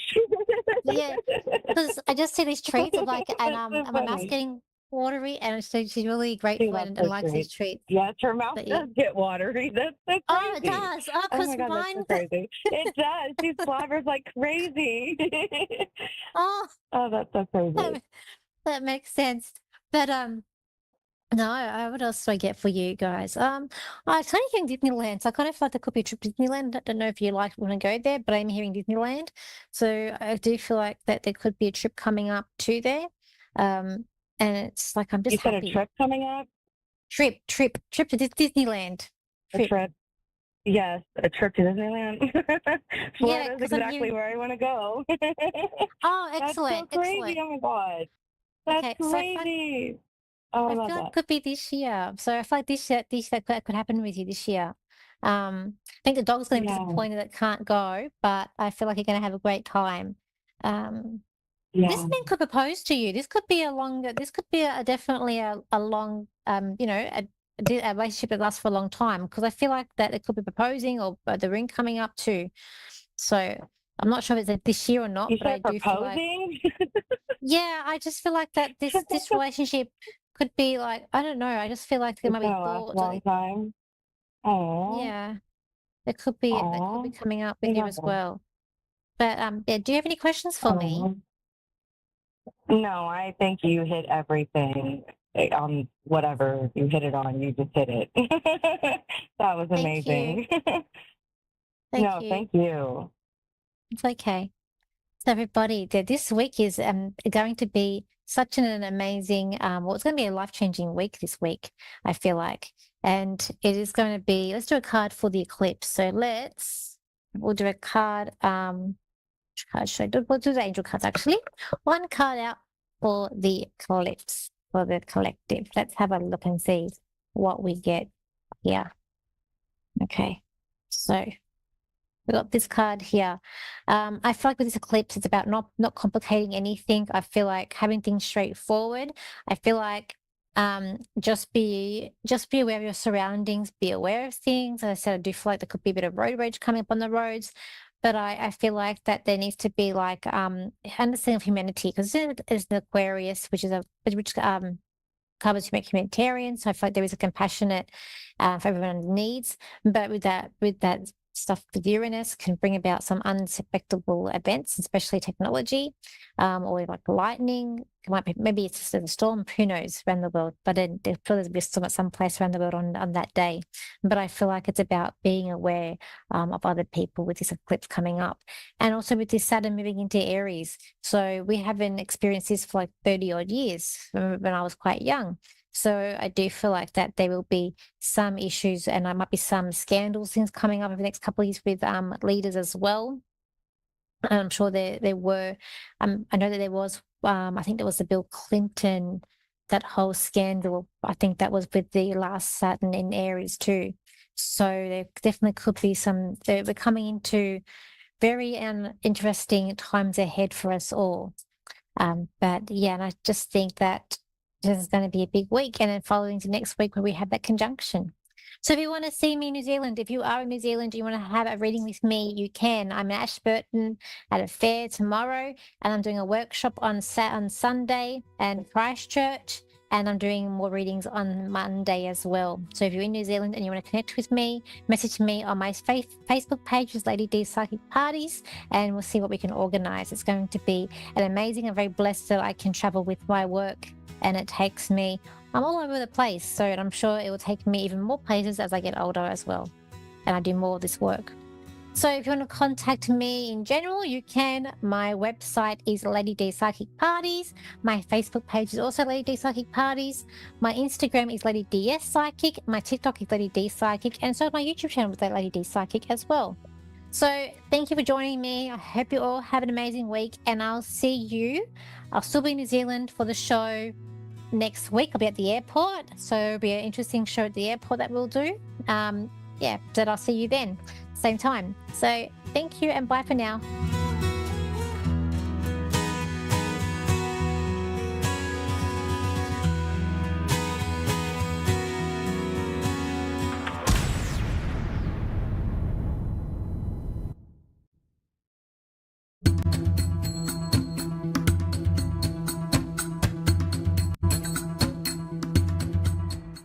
Hello, beautiful souls, and welcome to this week's episode of Energy, Intuition, Transformation. I'm Sue Williams, the Spirit Psychic, and I'm so glad to be with you for this soul-deep conversation. Now, this week we're exploring the masks we wear, not literally, but figuratively.